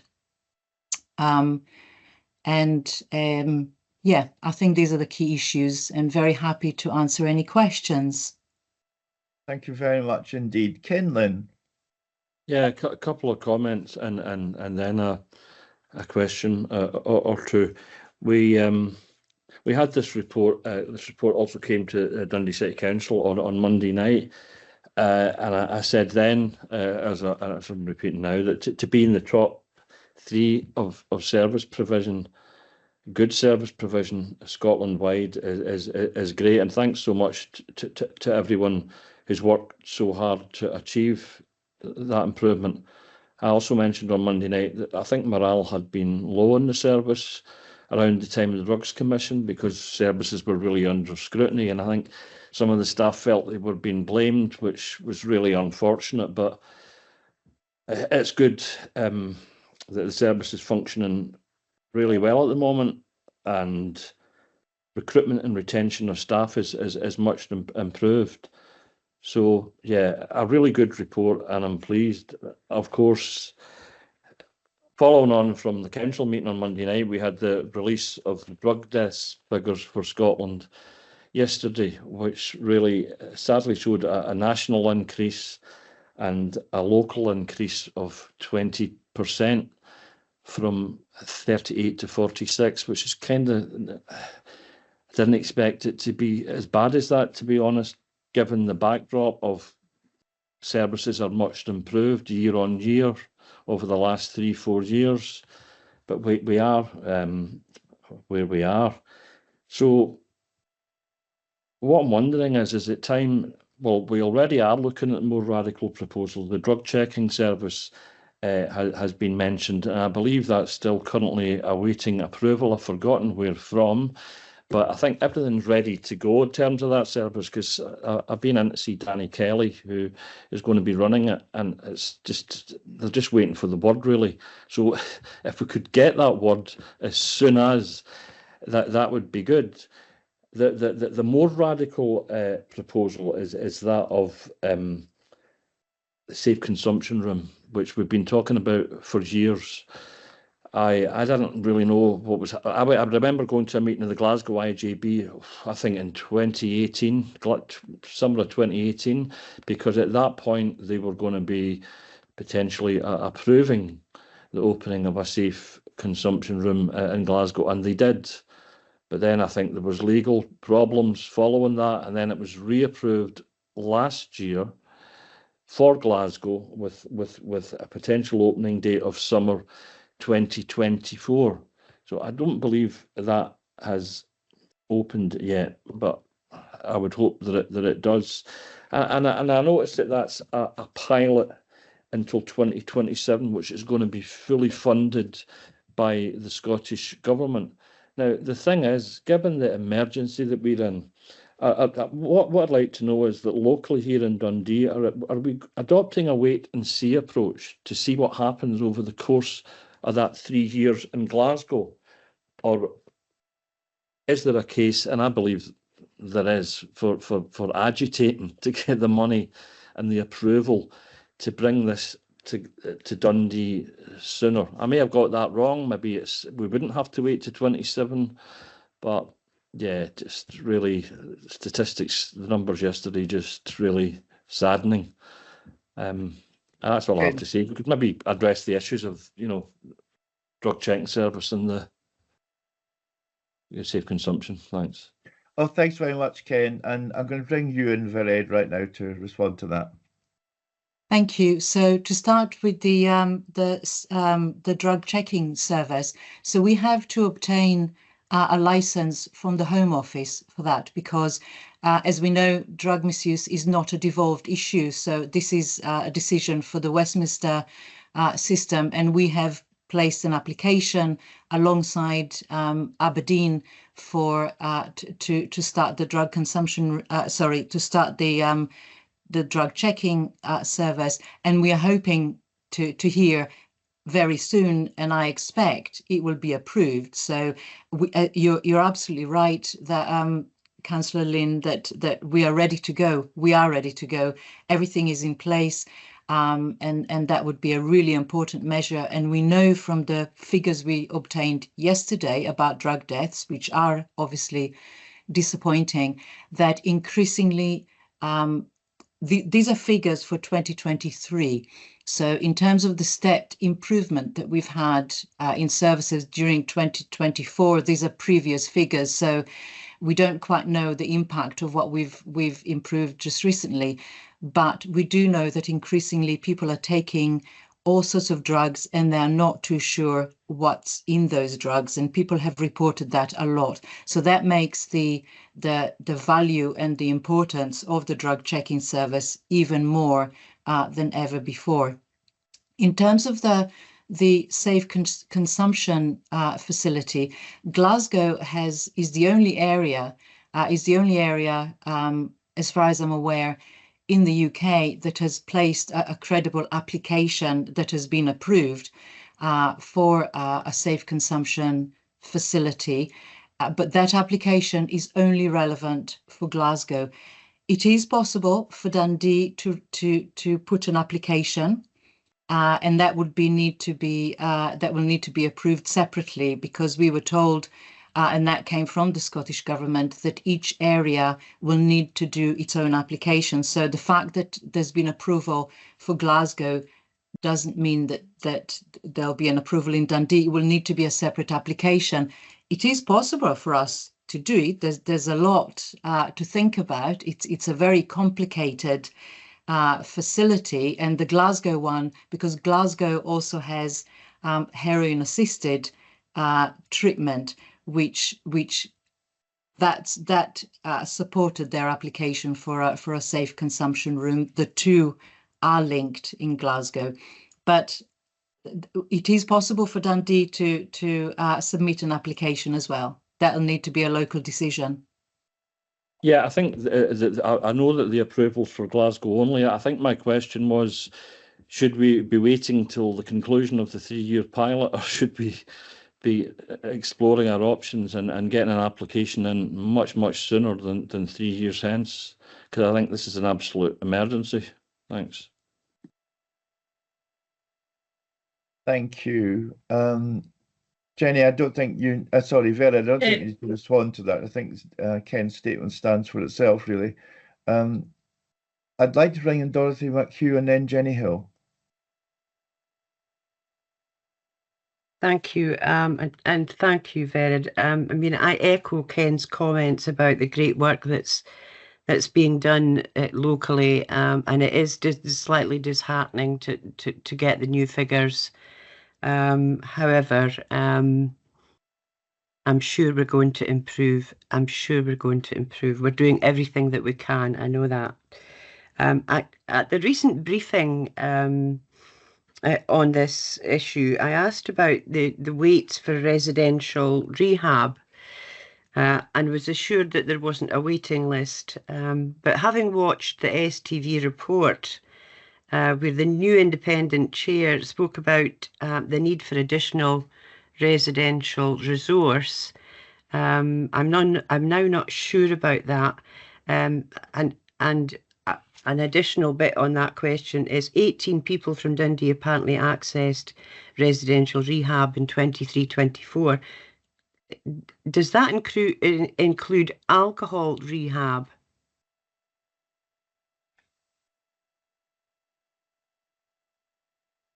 If I can... Vera? Thank you. So first of all, in terms of the spaces on residential rehab, so there is a national shortage of available spaces, but what we have done in Dundee is we are working jointly with We Are With You, who are managing a proper process of people to assess them and to prepare them to residential rehab, with a whole range of community rehab options which are available to people if, and that's not always the case, but if they face some wait before there is a space for them to start a residential rehab. And that process is also there to support people while they're while they're attending the residential rehab, and then support them back to the community and for community support afterwards. Because we had a meeting with you just yesterday, and what I am reassured that it is fairly rare for people from Dundee to need to wait. We have agreements with a number of establishments that will take people from Dundee, and we also have places locally in Tayside and in Dundee, so not everybody have to go far away. We are also increasingly encourage people to take the community option for rehabilitation. It doesn't have to be a residential option, and for a lot of people, the community option works very well. So that is also open to people. Out of the 18 people that were sent away from Dundee during 2023-24. That does include rehabilitation for alcohol as well. And I was informed yesterday that out of the 18 people, there were only 2 people who didn't complete the full programme. And those people returned to Dundee slightly before the end of the programme, but were able to be supported in the community. So that process and that new pathway that we have developed currently working very well. And occasionally people do need to be prepared before they're being sent to a residential rehab. And we know that the preparation helps them to stay the full course of the treatment. And so sometimes people would like to be sent a bit quicker, but we would hold on to them and make sure that they're fully ready for what is often quite a challenging treatment for them. Thank you. That's reassuring, and what you said makes sense to me. Thank you. Thanks very much indeed. I'm now going to move to the recommendations, which are set out in 2.1, 2.2, 2.3 and 2.4 of the paper. Do we support these recommendations? Thank you. And excellent paper, by the way. I really appreciate the work that's been done here. I'm now going to take a break for 10 minutes and we'll come back to item 11, which is the delivery of the Primary Care Improvement Plan. Thank you. See you in 10 minutes. We're now going to move to item 11, which is the Primary Care Improvement Plan, and Shona Hyman's going to lead on this. Thank you, Chair. We have 2 papers linked to primary care on the agenda. The first paper I'll speak to about the Primary Care Improvement Plan, and then my colleague Julia will take us through some of the work that we've been doing as part of the wider general practice strategy. The board members are familiar with this plan. We've been bringing an annual plan since 2018 when the new GMS contract came into being. So I'm not going to go through the detail of the 7 key clinical work streams that underpin this. There's teams across the Health and Social Care Partnership who continue to evolve to look at the use of their resources, increase their effectiveness, and try to increase their clinical capacity. And there's a huge amount of work that sits behind all of those work streams. So there is quite a detailed plan. Hopefully that is helpful in terms of some of the detail that sits behind there. So I won't go into detail around that. I'm happy to take any questions linked to that. We are seeing some shifts. We're seeing an increase in clinical delivery, and that's reflected in the increasing budget spend that we've noted in the report. It's built up over a number of years. It does take time in a number of these areas to develop the workforce that sits underneath this. We do still have some workforce gaps, particularly in relation to pharmacy, where we're quite challenged in terms of recruiting to pharmacists on an ongoing basis. And note there was a recent meeting, and we've got, for primary care pharmacists across Scotland, there's probably about 500 gaps in pharmacy. So it's challenging. We really are looking creatively to how to have posts that people want to do and to stay in longer term. There's ongoing issues as well in relation to some of our property issues that support this, but we've also had some really good work. And Chris earlier, when he was speaking about McKinnon and the clinics in McKinnon, the 3 services that I'm aware of that link to the primary care improvement plan that sit in McKinnon are one of the pharmacy locality teams, first contact physio and care and treatment, all delivered to the local Broughty Ferry community through McKinnon centres. So again, the opportunities as they arise to utilise space is one that we embrace. So happy to take any questions. Thank you very much indeed, Shona. Questions for Shona Hyman?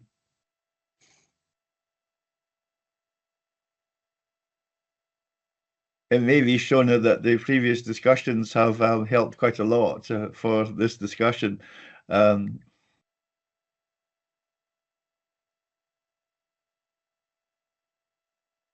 No, I don't see any questions for you. Thank you. Thank you. Shona, I'm just going to move to the recommendations then, which are set out in 2.1, 2.2, 2.3, 2.4, 2.5 and 2.6. Does the board support these? Thank you. And we're now going to move on to the item 12, General Practice Strategy Update. And there's going to be a short presentation from Julia Martineau.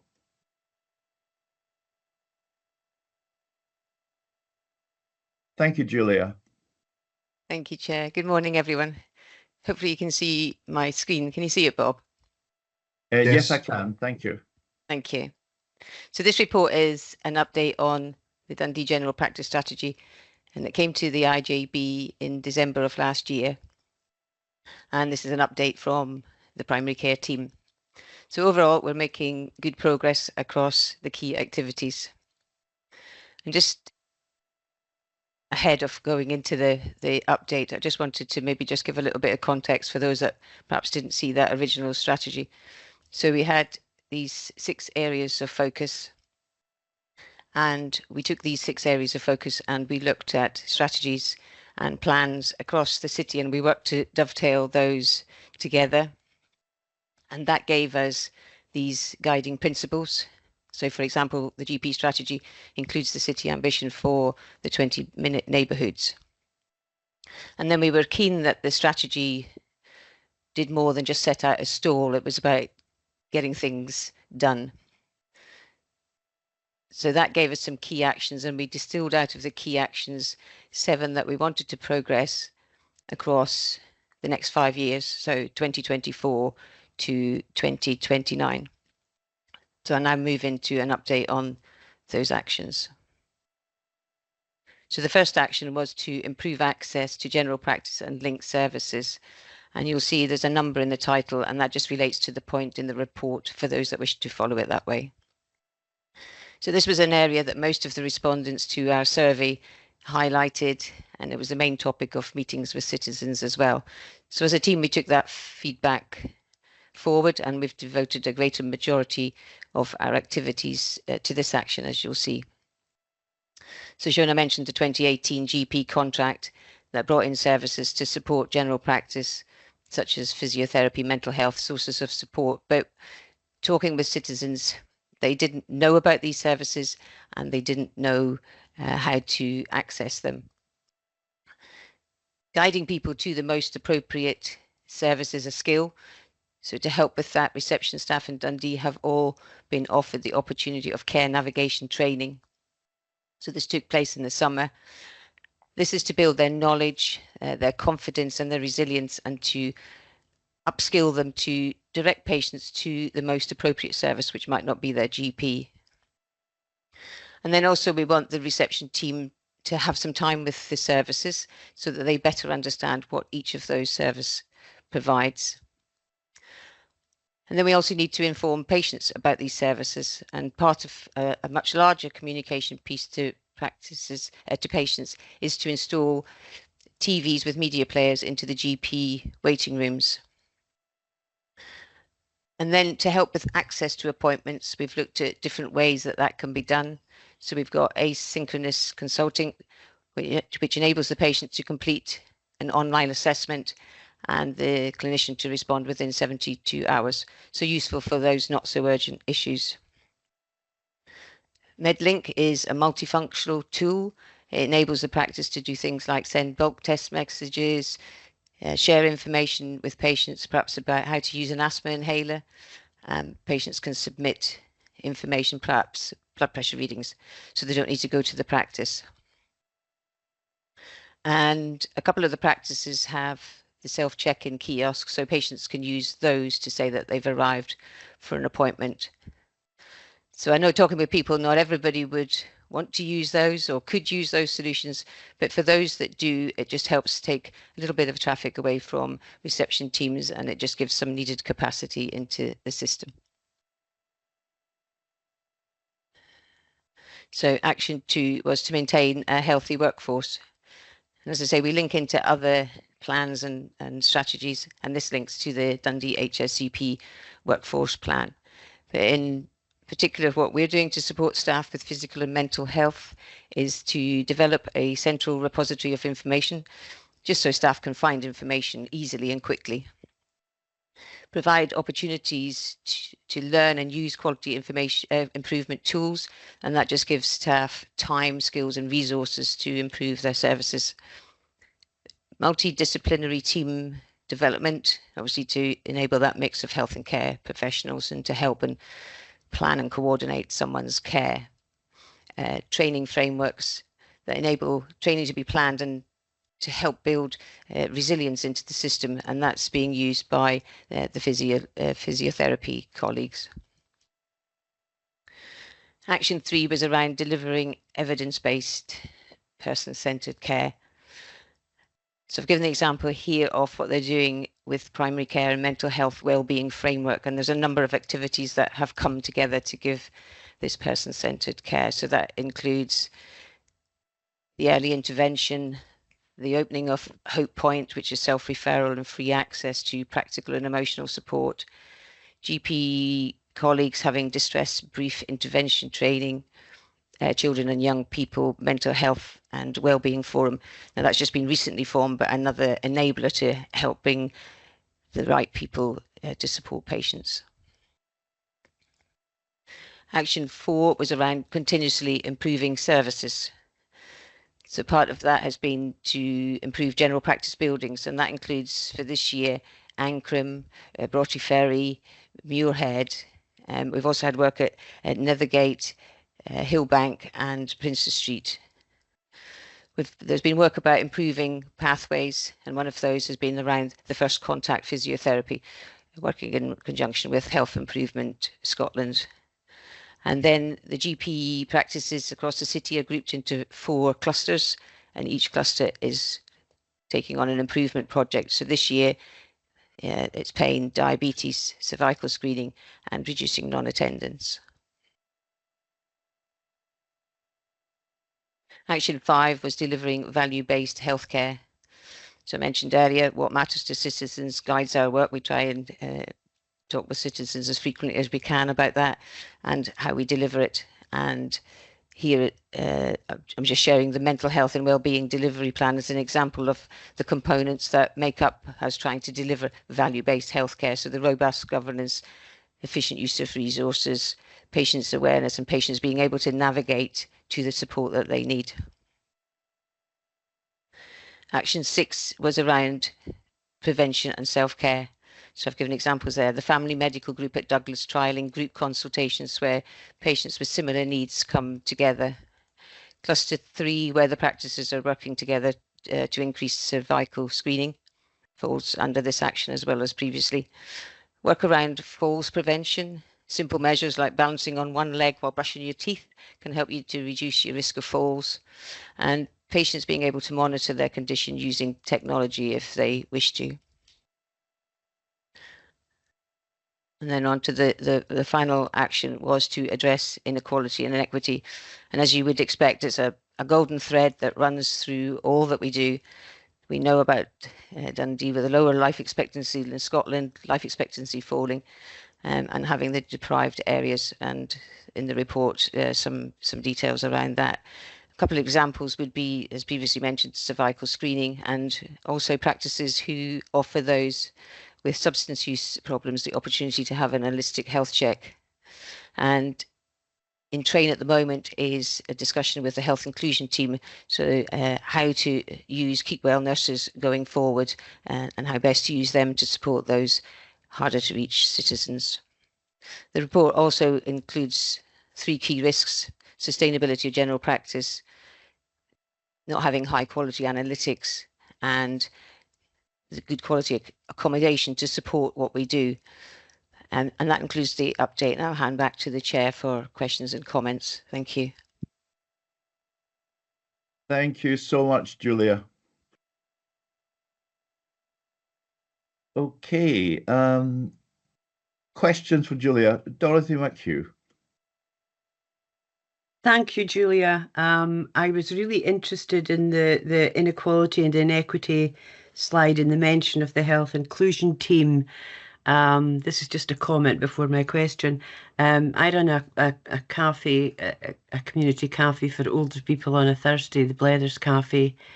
And one of your staff, one of the health inclusion staff, nurses pops in quite regularly, and our bletherers, who are older people at risk of social isolation, find that amazingly helpful, because it's an informal setting, and then you have a chat and get their blood pressure checked, and speak to the nurse about any concerns. So congratulations on that. That is an excellent service, particularly for harder to reach groups of people. My question relates to access to appointments, which you spoke about. And where is the word? Asynchronous. It's a new one for me. Asynchronous consulting. And on the same thread of older people and those who are digitally excluded within our communities, how are we dealing with helping them to access appointments and GP or access to their GP surgeries?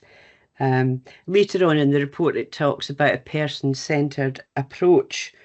Older people are significant users of GPs and health services in general, and it just worries me, this online digital expansion. Thank you. Thank you, Dorothy. And we'll pass on your compliments about the Keep Well nursing team, and it's useful to hear that as well, because, as I say, we're looking at how we use that team going forward. So that's a team that sits under Shona. And anything that involves digital, when I go out to the older groups in Dundee, they always express concern about how they will use those. So I think it's taking it all as part of the whole. If we can relieve some of the pressures in the system through some of that digital access, it creates some capacity in receptions. Do you see what I mean? So that's kind of how I'm couching it for them, is if others will use email, working people maybe prefer email. If they'll use email, it does free up a little bit of that time. Yes, I take that point. Yeah, I think that David or David Shaw or David Wilson might be better placed about the older people, but I can see David's hands up. Do you want to come in on this one as well, David Shaw? Sure. Yeah, I think, as Julia said, asynchronous consulting is one tool. It's not the only tool. It's probably not even the main tool. And I think while some older people are certainly extremely digitally literate, and we also have younger people who don't have the skills or the equipment to be able to use that, it exists as one option. I think the other key thing is to try and improve continuity, because essentially, if you've got more complex patients, if you have to explain yourself anew every single time you speak to a clinician, then it takes time, and it also means that you're less likely to get the best response than if it's from someone you know. So in terms of what we're doing with practices, it's to encourage them to use the full range of different interfaces to try and make sure that people do get appointments that suit them, and also to try and build in that continuity so that they get the best chance of seeing the person who knows them best. Thank you. Liz Goss.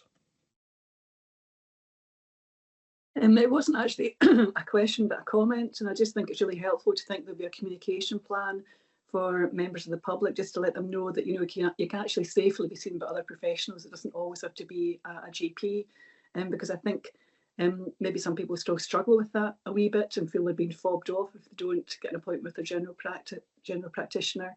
And I see that shift happening already in relation to pharmacists, for example. I hear increasingly people are saying, do you know what, I know my community pharmacist, I can go along to them for certain things, and I hear very positive feedback in relation to that. So yeah, I think a communication plan would be really helpful. And Shona, I'm going to bring you in for this. Yeah, Julia and the team have been doing a lot in terms of our communications, both at Dundee level, and we're also working across Tayside to try and increase the information going out. So Julia, in our presentation, referred to the screens and practices with some key information about the new services. Obviously, that reaches people who are in the practice already. So we are looking at how we use that more broadly, and we've got a communications plan that's been agreed at a Tayside level, working with the NHS Tayside comms team in terms of revising the materials we previously had, using social media and other routes to get them the key message out there.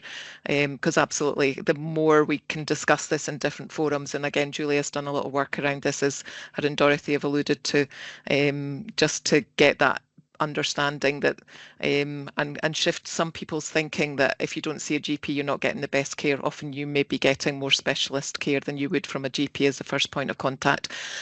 So I think, Liz, your point about pharmacy first is a really key one. So there's an increasing use of that, increasing training around our community pharmacy colleagues to be able to deliver an expanding range of treatments through pharmacy. But again, there are challenges around community pharmacy workforce as well as our general practice focused pharmacists. So again, trying to utilise all of those skills and navigate around that's quite a complex process, which is where the training for the reception staff becomes really key, but public understanding is important. Shona, I was going to ask you, in terms of pharmacy and recruitment, is that because there are not enough people within the system to take up these opportunities, or is that to do with tertiary education? What is it? Yes, it's a range of different things. So we created a whole third workforce really for pharmacists to choose from. So we had hospital-based pharmacists and we had community pharmacists, and we've created a huge workforce within general practice across Scotland, and there wasn't that forward planning because the sort of the change came quite quickly. So education pathways are being developed around that. We've done a lot at local level. So my colleague Elaine that leads the Dundee team's done a lot in terms of being creative about how we develop our technicians, for example, who work in a much broader and more complex way than they did previously, alongside the clinically trained pharmacists who've sort of done the professional training through different routes. So we are looking at that, but there is just that huge gap across. It's just the tap that's been turned on, and there's so much choice in terms of where pharmacists can work. So it's a really, really competitive market. The Central Belt tend to recruit better, not just for pharmacy posts, but pharmacy workforce is often quite young and quite mobile, can move around Scotland. So the Central Belt's recruited a bit better. Tayside's kind of on that edge. So yeah, that's why it's become really crucial. There's a lot of work happening with our pharmacy team around how do we make these posts integrated into teams and use skills as effectively as we can do while we create jobs that are attractive to people to do, so that once we get people in, they stay. So there's a recruitment and a retention issue that are both being looked at. Thank you so much. That's all been really informative. Thank you. I'm going to go to recommendations now in 2.1 and 2.2. and we're going to get an update in 6 months' time. So can we support these recommendations? Yes, I see you nodding. Thank you so much indeed, Shona, and to Julia. That's been very instructive. Thank you. I'm now going to move on to item 13, Mental Health and Learning Disability Whole System Change Programme, and that's Dave Very. Thank you, Chair. I was just going to suggest, if you don't mind, in the interest of time, that we take item 14 first and then can move on to 13.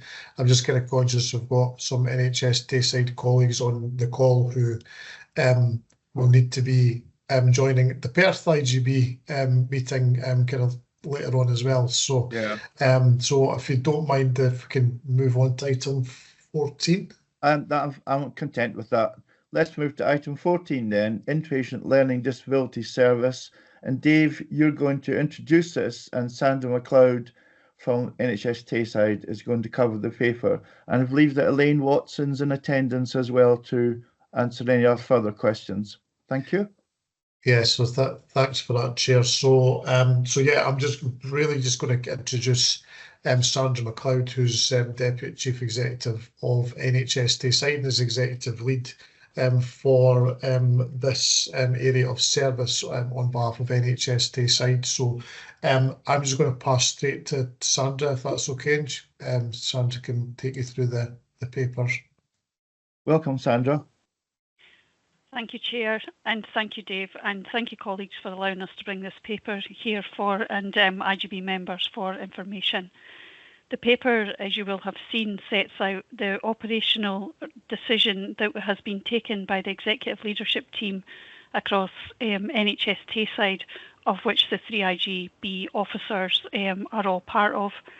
The rationale for the decision is laid out in the paper, and the key ask of Dundee IJB is to, for awareness, we've asked some recommendations to just reaffirm. So we're really looking for any questions, any responses from the paper. I'm joined by Elaine Watson, which is the Director of Workforce from NHS Tayside. I'm also joined on the call by Claire Pearce, who's the Executive Nurse Director of NHS Tayside, and also by James Cotton, who's the Medical Director for NHS Tayside, conscious that there may well be some questions that colleagues want to ask. So happy to pass over with the understanding that people have read the paper. Is that suitable, Chair? Yes, absolutely. I think the paper speaks for itself. Thank you very much indeed. Raymond Marshall and then Dorothy McHugh. Raymond. Thanks very much, Chair. And I think you were informed that from a staff side point of view, we would like to give a statement in relation to the paper that you have before the IJB. So this statement is from all the trade unions and professional organisations on behalf of staff regarding the move of LDU Strathmartin to Murray Royal.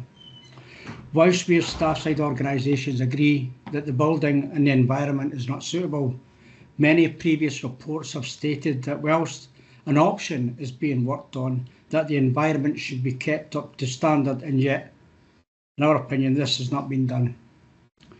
In every report from pre-2017 to date, all comments on the therapies that are provided for both inpatient and daycare as being second to none, yet if the move to Murray Royal takes place, this department won't be able to be replicated, which would have a detrimental effect on the patients, both daycare and inpatients.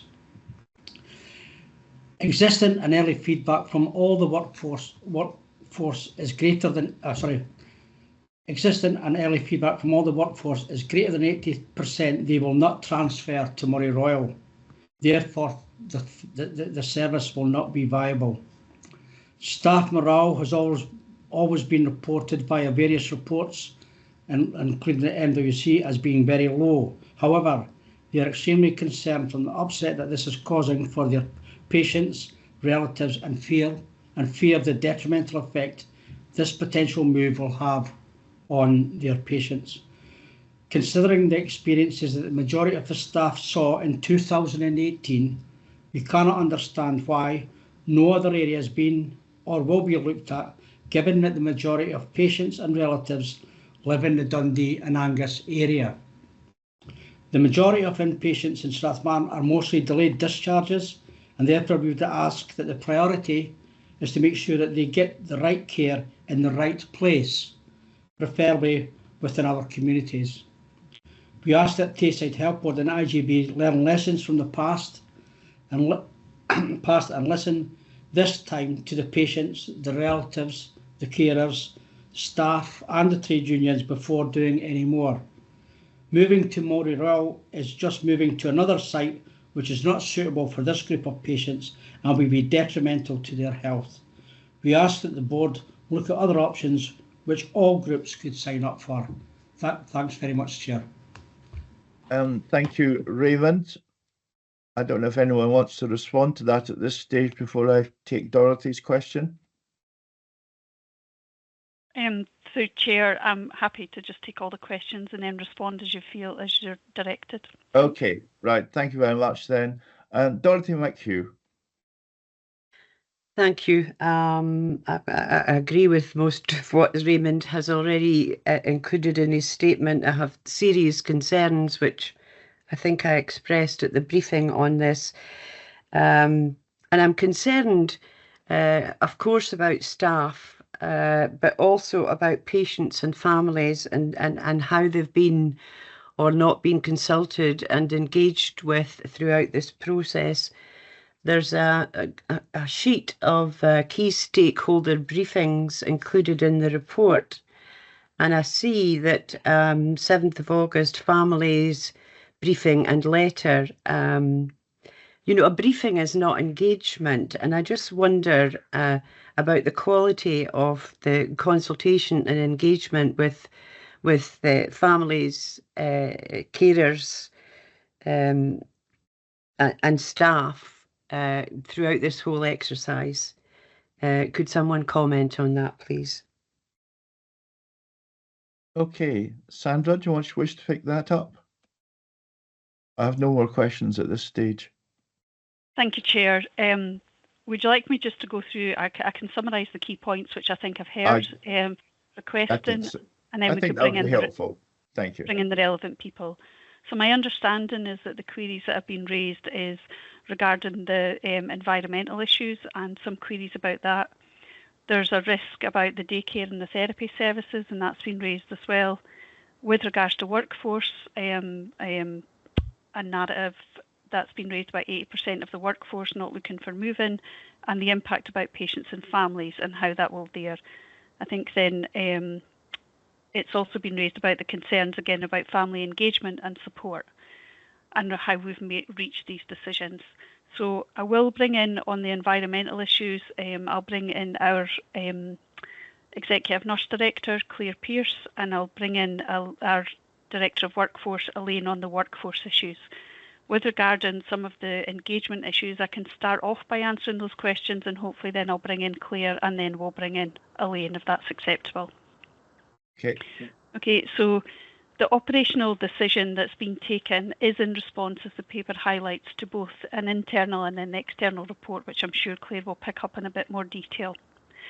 The decision that has been made is reflective of the 2017-2018 decisions that were made by Perth and Kinross as lead agency at that time.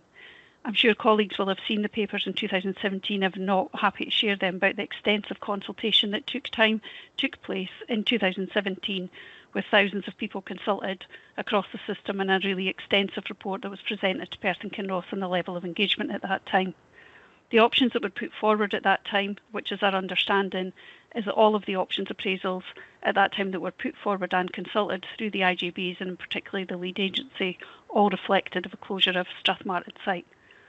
The further reports that have went to the IJBs and to the NHS board in 2023 reflect the ongoing direction from the IOAGs, the independent body that looked into how we were progressing with our recommendations for mental health and learning disabilities change. They recommended that we had to look at a redesign of learning disability services and also consider Strathmartin.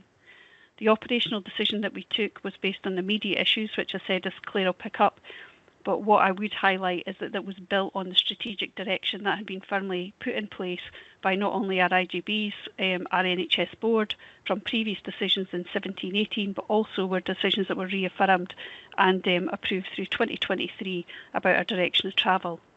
I would like to reassure colleagues that there is and I'm sure Dave's paper, which is next, apologies for jumping on the agenda, but the work stream, there's a whole system, mental health and learning disabilities change programme, and there's been significant work that's undertaken with key stakeholders, families, patients, all third sector, around a redesign of learning disability services. In redesigning those services, that work needs to continue with full engagement, and that is a parallel stream of work which will still be under the whole system change programme, which we all contribute to. This change is required to be implemented because of issues that we see in front of us at this moment.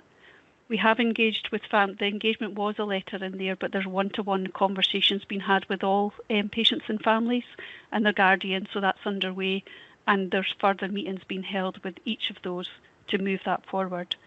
There is a task and finish for the transition group being set up, and there's work streams that are underway, one of which is about patient engagement, and we have advocacy workers on there as well as our patient liaison teams. We're very keen to fully explore the impact this will have for families as well as making sure for patients. There's also a clinical work stream which will then look at each of the 25 people who are requiring to be moved and how we can support each of those moving forward. In addition, there's a workforce work stream, which I'm sure Elaine will describe more fully the process of that, as well as our infrastructure. So there's a robust process that has been started and commenced as we start to move forward.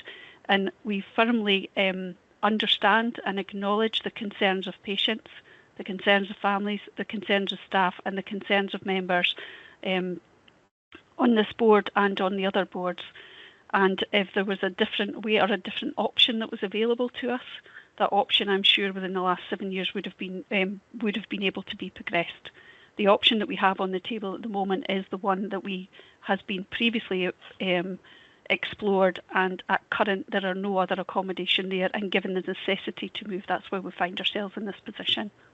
I'm going to hand over now to Claire, Executive Nurse Director, and colleagues if there's any additional comments to try and cover off the points that you've raised. Thank you, Sandra. Thanks, Chair. Claire. I'm Claire Pearce, Board Nurse Director, and I've got James Cotton, who's the Medical Director, sitting next to me, so he might want to come in at the end. As you're aware, we're all been aware of the long-standing issues regarding the appropriateness of the environment for this group of patients in Strathmartin. We had a recent external inspection which highlighted areas of concern that had not been escalated. The Learning Disability Leadership Team enacted a rapid response to ensure immediate action was taken to address the concerns raised in relation to the environment and infection control. Myself as the Board Nurse Director and the Medical Director's view is that Strathmartin's ward environment does not and will not be able to provide a therapeutic environment for this group of patients, and we require to expedite the move to single site for inpatient learning disability services, and we feel consolidating to a single site will benefit our patients. I'm not sure if you wanted to add anything, Dr. Cotton. No, not much really, Claire. I think you've highlighted it all, and I think colleagues on the call will be very aware of some key underlying principles in having that therapeutic relationship, the Milan principles and the rights in mind from the Mental Welfare Commission, and that needs to underpin all that we do. And I know that colleagues would support that view, and Strathmartin doesn't provide that therapeutic environment to work to those principles. Thank you. Is Elaine, Elaine, do you want to come in here? Hi, Bob. Morning, everybody. I'm Elaine Watson. I'm the Director of Workforce for the NH&S Tayside, and appreciate the opportunity to attend the meeting. So just to build on what Sandra said, so we do have a workforce work stream as part of the overall plan going forward. I want to acknowledge what Raymond has said in terms of the concerns of staff. We acknowledge and appreciate them. Any change that has an impact on staff. We really appreciate that's not easy, particularly for staff who have worked in a particular area for a long time. And we do have a number of staff that's the case for at Strathmartin. So I don't want to miss the opportunity to acknowledge that. With that being said, the work that we will do under the workforce work stream will take into account the preferences and wishes of the staff that are affected. We will work with them to make sure that they have the opportunity to continue their careers with NHS Tayside within the organisation in a suitable area if they choose not to go to Murray Royal. The number of 80% will be confirmed if that is the case through the formal process that we will take to understand the preferences of staff. Nobody is going to be forced to go to Murray Royal. We'll follow the Once for Scotland workforce policies as it pertains to how we ensure that staff are fully involved and have the opportunity to select options that are going to work for them. There is that work will kick off in parallel with the work that Sandra's laid out in terms of the other work streams. There's lots more discussion to happen with staff as it pertains to this over the coming weeks and months, and I can assure you that we do appreciate and understand the impact that it has on staff and take that into consideration in all the conversations that we're having. Thank you very much indeed. Thank you. Raymond. Thanks, Chair. I just felt that I needed to respond a little bit. One is that we have to be mindful that the decision has been made on a 2018 engagement with the public. It's not, and that's concerned. If they look back at the board to look back at the papers that were done there, and the fact that it wasn't supported at that time by the public or the service users. Also as well, I'd like to respond and say that since 2018, the environment at Strathmartin has been raised and escalated by staff within Strathmartin, and it's not something that's just been raised. If you go back to the reports from 2008, the environment was an issue in 2018. I just want to make those points, Chair. Thanks very much. Thank you very much, Raymond. Dave, do you want to come in here, because this is also your cover paper is in your name, and to finish off in terms of what this means for us in terms of moving forward. The report itself and its recommendations is for noting and awareness, so I just want to be clear on that for the board. Do you want to say anything final to that, unless there's other questions? Yeah, thanks, Chair. I see Dorothy's got her hand up, so I'll just can I just come back in on one thing I think that Raymond had mentioned in his statement, and that's around the important issue of delayed discharge, and just to kind of give the assurance to the board that in relation to those that are discharged in the hospital in Strathmartin and in Carsview, who are Dundee people, that we continue to kind of work alongside NHS Tayside and other partners around the discharge planning to make sure that there's an appropriate community-based placement made for those individuals. That kind of process is ongoing anyway, regardless of whether there was going to be a change of service provision within Strathmartin. So it's something that we continue to kind of work to provide that appropriate environment. I'll let Dorothy come in before I finish off. I think it just underlines why we'd set the agenda in the way in which we had, Dave, so we could have covered the whole system programme as well. So thank you for that. Dorothy. Just in relation, Chair, to your comments about recommendations, we are asked at 2.2 to note and support the request to reaffirm the strategic direction agreed in 2018. I'm not exactly sure what options that gives us as a board. I would, if I did reaffirm this decision, it would be very reluctantly, considering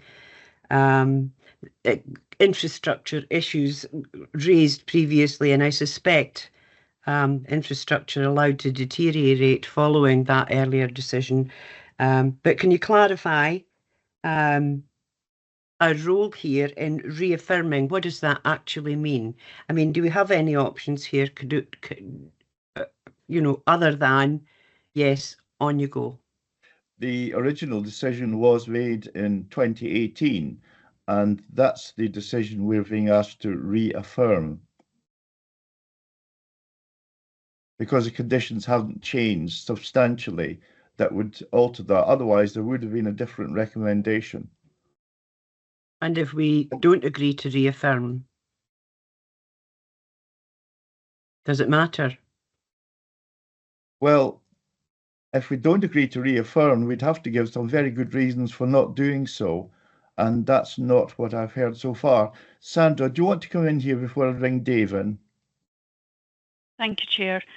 Yeah, the decision was the original strategic decision is 2018, but we just also advise that the paper that was received by IJBs, and probably an apologies for had taken in the wrong order, which you're probably correct, as the whole system change would have given a better context. So do apologise for that.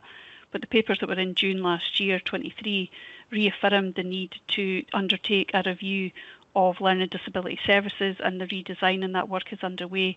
And it also, one of the other priorities is about the Strathmartin site. So it's not only those directions in 2018, but it's also papers that have been brought to IJBs and brought to NHS boards through the whole system change programme that have highlighted some of that direction of travel as well. Dave? Yeah, thanks. And I absolutely understand, Dorothy, the kind of question around that, what we'll be asked to do with there. So I think, Sandra's kind of helpfully kind of directed us to some other sort of kind of decision making and kind of reference points as an IJB that we've already kind of considered around that. And I think kind of going back to your point, Bob, that there's nothing's kind of significantly changed within this this environment that kind of gives us much of a kind of a different option. I think and Sandra had said previously that there's nothing else that can be done in the timescales that would be required to kind of ensure that there's a safe and appropriate environment for those service users and patients to be accommodated. So we are being asked to in effect, it's almost like it's probably not the right terminology. It was also to remember that we already made the decision. It's probably a bit clumsy in terms of the reaffirming kind of narrative that we put in there, but the decisions have been made. Nothing's really changed. It's been a long time since that decision was made, and I think there's an acceptance of that, and that's been explained in terms of the reasons why, and we are where we are with that. But there's an operational decision, and this is where it gets complicated, because there's an operational decision that kind of sits with NHS side to be made, and that has been made through the management team. But from our perspective, this is in line with the strategic direction that's previously been agreed. So and I appreciate it's an unusual one for us to have to consider in terms of the IJB, because usually it's things that are absolutely under our control that we would be making a decision on. This is a bit of a kind of a hybrid one where there's a decision made somewhere else, but this is in line with our strategic directions. So I know it's a tricky one for members to consider. Thank you very much. And I think one of the key issues for me is patient safety in all of this as we make this move. And that must be a paramount consideration for us. And as Dave says, it also enables us to look at other approaches we can take, as well as just transferring people from Strathmartin to Murray Royal, because there are a considerable number of people who are may be involved in that process. And I think one of the benefits we had for the presentation during the week, we were talking about the benefits of the community programme is that actually it had lots of other advantages that weren't immediately apparent as we move people from an institutionalized hospital situation to a community place-based system.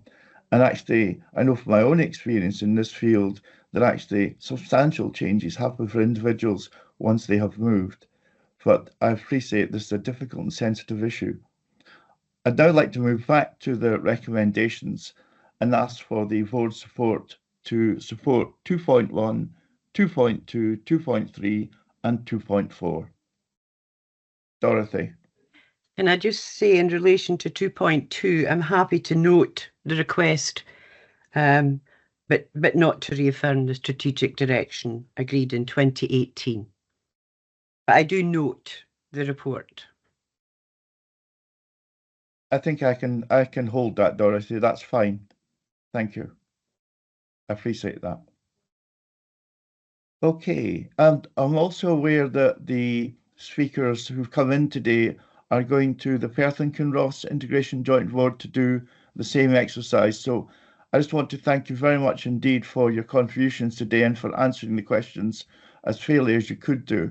And so thank you, and welcome to Perth and Kinross after us. Thank you. Okay. I'm sure Thank you you, have Chair. similar questions. Thank you.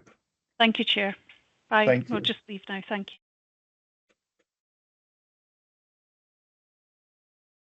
Thank you very much indeed. And as I was saying earlier on, it's a shame that we didn't contextualise this a bit more with patient item 13. So I'm now going to move on to item 13, Mental Health and Learning Disability Whole System Change Programme. Dave Ferry. Thanks, Chair. So yeah, absolutely. It's a pity we had this out of sync because it would have set the scene a lot easier. I'm not planning on saying an awful lot on this one. I think the report itself kind of says all that needs to be said. I appreciate some members didn't manage to come to the briefing session last week as well, but we had a kind of bit of quite a good overview from Jackie Pepper as Chief Officer of Perth and Kinross, but as the kind of lead partner for mental health and learning disability services across Tayside on behalf of the IJBs. So it is that an update. We've previously come back to the IG with updates on what's happening with the work there.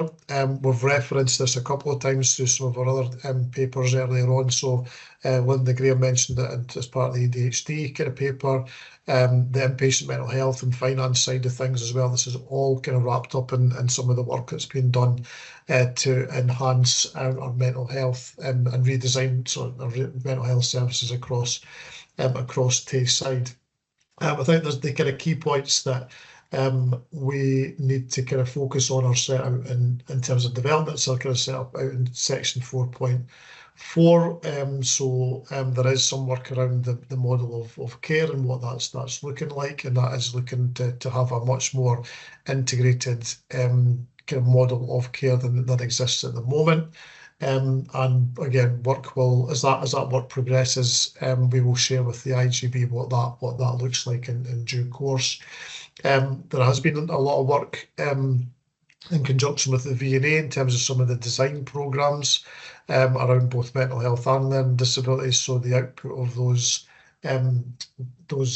workshops that have been taking place have helped inform the kind of models of care and how that looks like as well.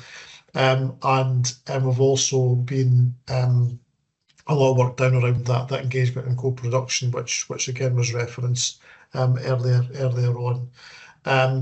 And we've got an early intervention in psychosis kind of pathfinder service that's kind of hosted within Tayside. And again, that's a kind of really good piece of innovative and different style work to be implemented there. So we will continue to update the board as this programme progresses with what that actually will then look like in terms of service delivery as that goes through. So that's all I really want to say on that today. Thank you, Dave. And I just want to say how much I enjoyed the briefing session, the development session we had last week, and thank Jackie Pfeffer for her input into that. It was a really good discussion, I thought, that we had, And I noticed that there will be, and one of the key issues that came up for me is around engagement and co-production, and how important that is for getting it right for the people who are most involved in this. And I believe there's a paper coming back to us in October with regard to this. So thank you. I'm going to take some questions now. Raymond Marshall and then Dorothy.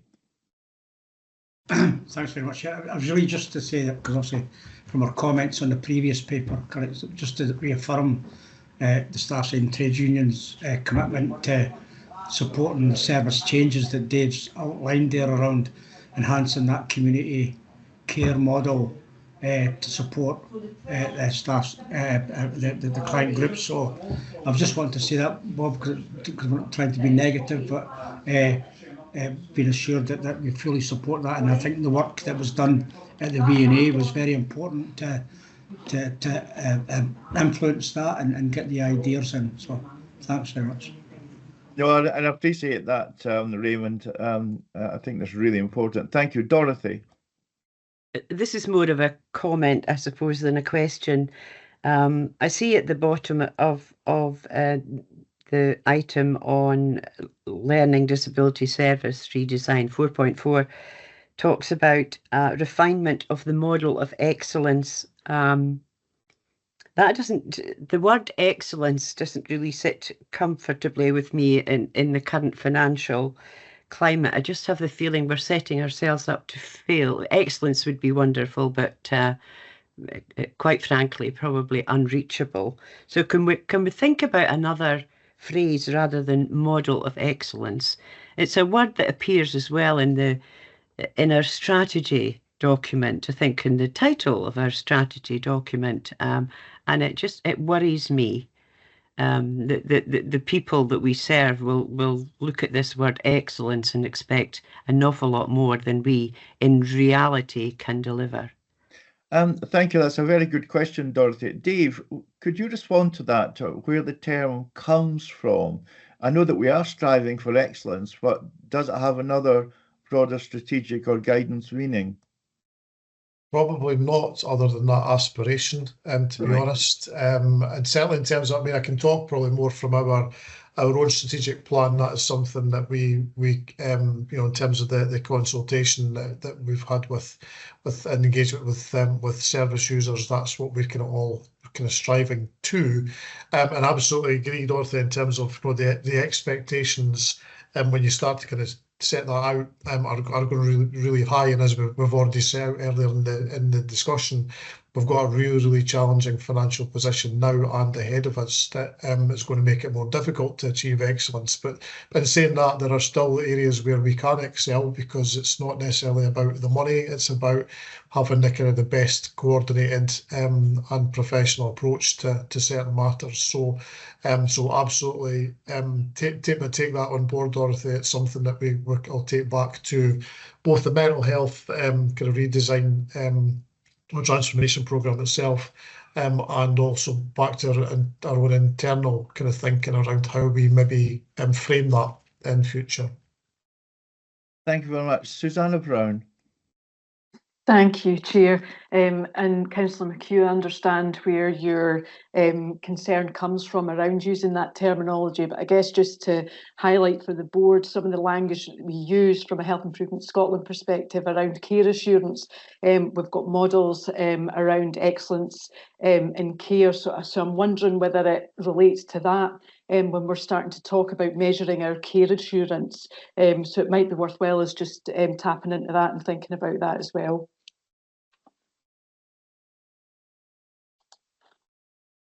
Thank you. Thank you. Are there any further questions on this before I move to the recommendations? No, I see. Okay, so we're asked to note the recommendations in 2.1, 2.2, 2.3 and 2.4. And the last one is obviously about developing a commissioning framework, which I think is going to be absolutely fascinating, Dave, to see how that shapes up by March 2025. So do we support the recommendations? Thank you. I now move on to item 15, equality outcomes. Joyce Barclay. Joyce. Good morning. I'll try and be as succinct as possible. I want to do the report and the information some justice as well for you. So the purpose of this update is to inform the IJB about local needs, for the IJB to support the progression of improvements and contribute to improvements related to our equality outcomes and our plan for excellence in the health and social care partnership. I think it's probably fair to say that both these particular areas have been specifics that have been in our plan for equality outcomes for a while. Dundee City is seen as a vibrant and diverse city by local communities of interest as well as other local communities, and it can be that we're a city of choice for many people.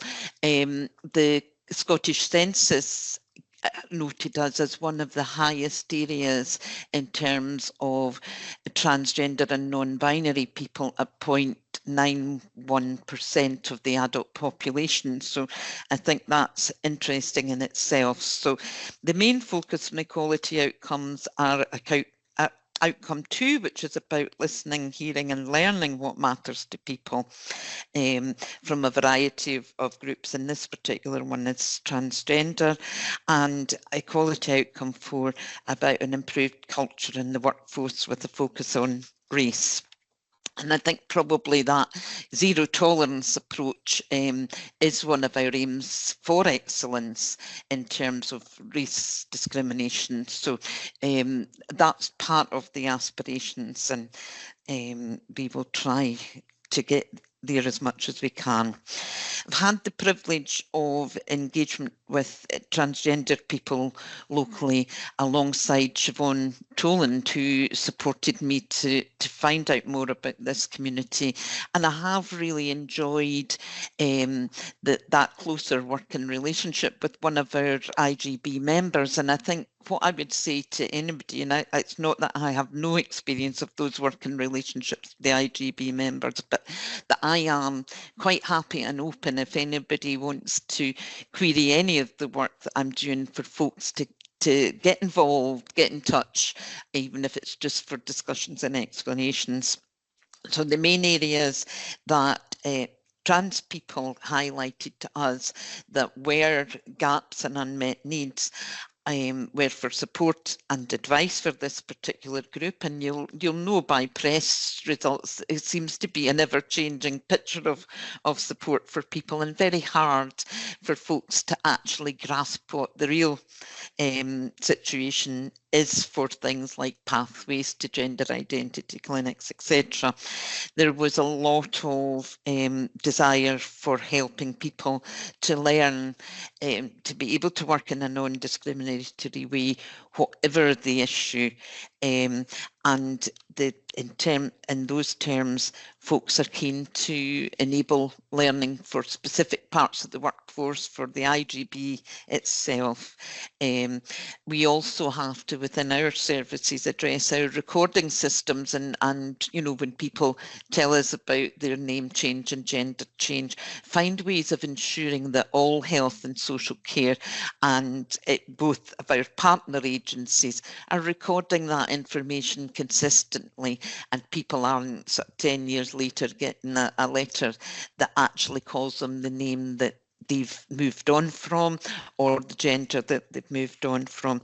In terms of relationships across Tayside, you know, people don't necessarily only live in one area of Tayside. You know, one minute they could be in Barnhill and the next minute they could be living in Montefieth. They've not moved very much, but I think in terms of that community and in looking at supports and services, I think we could well benefit from the support of the other health and social care partnership areas to look at how we support people and what we support them with. And I think probably that trying to find out who's doing what and how we do it is a real important one. In terms of racism, and we know that, you know, there has been high profile regarding racism across the workforce. What we particularly know is that for our workforce who are out and about in people's homes and in our communities, that can be very harsh, at least for many folk. Once you've gotten to work, you're maybe not subject to abuse by the public, but what we know is across Scotland, never mind Dundee, there is racism, there's discrimination, and for us in Dundee, again, we're attracting new Scots, we're attracting people in particular to social care who may be economic migrants. We're needing those folks in social care, and we want to address that. There aren't a lot of formal grievances put forward. There's a number of reasons for that. It doesn't mean to say that it doesn't exist. We haven't done a specific survey in Dundee because we really felt that a lot of that evidence is there, and it's there in our discussions. One of the things that we would like to come to a conclusion on is a consistent framework, so that, you know, the workplace for care at home workers is the person's home. The workers who come in come from NHS Tayside, from Health and Social Care Partnership, from third sector, from council. We want them to work consistently so that their colleagues can support them. We're in a position at the moment where many people wouldn't be quite sure what path they should go on if they hear a colleague being abused, or if they hear a patient or service user saying something that's inappropriate. How do we manage that? And it doesn't mean that I'm talking specifically about folks who haven't got the capacity or the ability to control what we say. What colleagues are finding out there in houses is it's sometimes the family members who are actually being abusive. And in that sense, we really need to be making sure that that is not happening. It's not good enough. So I think we need to find out a bit more. We need to look at increased opportunities and look at our mix of staff within our services. In terms of managers, we need to make sure that they've got the skills and the knowledge to be dealing with situations and to be supporting staff.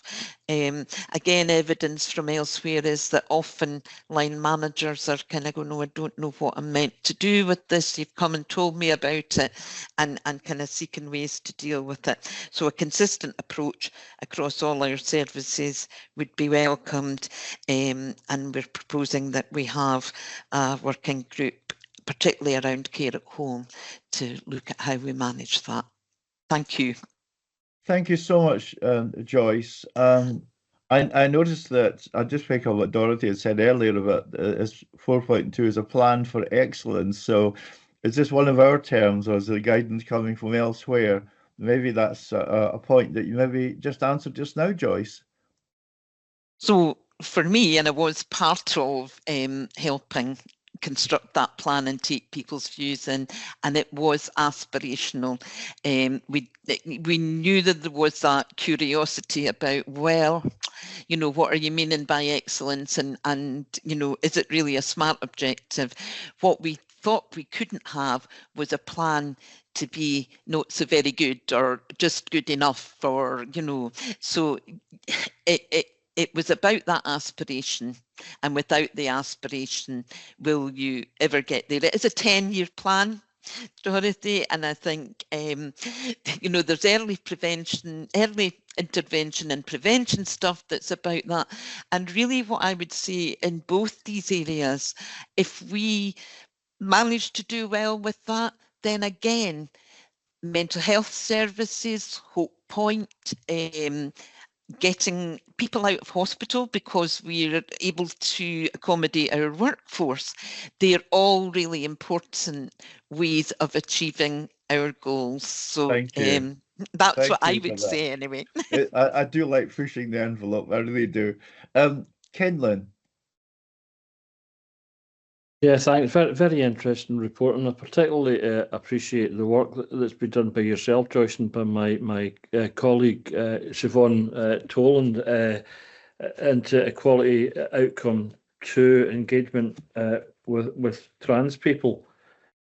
One of the more uplifting experiences I've had this year was attending an open night at the Hot Chocolate Youth Project, which is a fantastic resource. And someone said to me, you know, this is a place for young people who really don't feel they fit in. And there's about 400 young people in total use that service. And I think what equality is all about is making sure that everyone feels included in society. And what really struck me when I was reading you always get a nice wee glossy leaflet of these things, and this nice wee glossy booklet actually had some stats on the gender identity of the young people who attend there, and I was quite surprised that, and I'm looking at it now, that's why my eyes are diverted, 52% identified as a gender different from the one they were assigned at birth, and that's a really significant number out of those 400 young people. So just really to commend the Hot Chocolate Project, to commend the work that you've done, and maybe to encourage future engagement, if you haven't already done so, with that particular group of young people. So yeah, thanks. I think what's interesting is Hot Chocolate only is for up to age 26, as are our very excellent services at the corner, LGBT youth, and there's work done with Hillcrest Futures. And these issues are not just about young people. And really what the report's there for is to say we need to find ways of supporting the older young people, and in particular some of the folks that I've spoken to are students at university, and they're saying yes, we could still go there age-wise, but we feel we're adults, and of course we're not, you know, we're not the same group as, say, the 17-year-old that's going there. And spoken to quite a lot of people only online to Hot Chocolate, but the reality is that there are some adults who don't look at their gender identity until later, and I think statistically there may be in particular men who've been part of a marriage and a family that would be looking later in life, but just because people mature at different stages and their lives are different. So really what we're seeing is just in the same as you would be seeing with ADHD, autism and lots of things, these aren't just children's issues, these are adults, and the suicide rates and the mental health issues and the drug and alcohol issues, the stats on all of those things would suggest that our trans population could benefit from early intervention, prevention, and what Linda was talking about earlier was let's look at the issues, you know, let's not wait till crisis on these things. Thank you. Thank you very much. Jim McFarlane. Yeah, thanks, Joyce. I think it's a really good paper and a basis to kind of go forward, particularly in the current climate, both over the issues, how the trans community, but also around the whole kind of race issues and discrimination and stigmatization, and stuff like that. That it is really important that as an IJB, we take that seriously, and obviously the two organisations of the NH&SCP side and Dundee City Council are being really proactive. That I think it's really important that we do display a kind of zero tolerance approach, but also a supportive approach to our members of staff and our wider community. That these type of things will not be tolerated. We've definitely had an increase, particularly amongst the social care workforce, you know, both kind of service users or service users' families, as well as people in the community, you know, displaying attitudes and behaviours to them. We need to create that culture to make sure that, you know, some of those members of staff are sometimes reluctant to raise those issues because you know, it's near enough that, well, they'll threaten even their employment if they are raising it. So we need to be very firm, both with our own organisations, but also those organisations that we commission services from, to make sure that they are getting the proper support and stuff like that. So certainly, you know, as a trade union side of things, we are very on board and keen to work together on creating you know, that whole culture there, because, and also even challenge our own workforce. Sometimes I'm not naive enough to think that, you know, we don't exist in a vacuum, that some of those attitudes may even exist amongst our own members and our own workforce and stuff like that as well, and how we take that up to you know, to make sure that that's dealt with as well. So yeah, no, thanks very much for the paper. Thank you. Siobhan. Thank you. It was a pleasure to work with Joyce. I'm just going to say we probably ate too much cake, but that's another issue. Just a couple of things really, just picking up on a couple of things that Joyce had said, and maybe just something to point out that, you know, the health outcomes for our trans population and non-binary population are incredibly harrowing and make for quite harrowing reading. They have one of the poorest health outcomes, one of the poorest mental health outcomes as well, and often the poor mental health especially is exacerbated by the bullying, discrimination and isolation that they do all tend to experience as well. There's also, I think, an issue of the frustration with the seeming lack of support that's been given within the NHS, the long waiting lists that the trans population experience, the discontinuity, the misinformation often, and the lack of information that they often tend to get in terms of access and healthcare does compound, I think, those problems as well. The good news, I think, is that actually, if we look at the Scottish-wide studies, this is not the anecdotal information we picked up in Dundee, but if we look at the two studies that were done in Glasgow and Edinburgh, that generally speaking, about 50% of the trans population did have a positive experience with healthcare services, and they found it generally positive. But for the rest, there was concerns that they were often dismissed, their illness and concerns were dismissed through a trans lens, that everything was a trans issue rather than just being a headache, if that makes sense. And also 20% of them did feel that they experienced discrimination and so forth within those services as well. So we are dealing, I think, with a particularly vulnerable population in terms of health outcomes, which is exacerbated by, I think, the massive recent increase of discrimination and violence against the trans population as well. But just picking up on the second paper, though, in terms of the race discrimination and so forth, and also in reference to the trade union issues that have been kind of set up, that, you know, Dundee City Council have just noted on Monday, rather, that the council will sign up to the Unison Charter to end violence at work.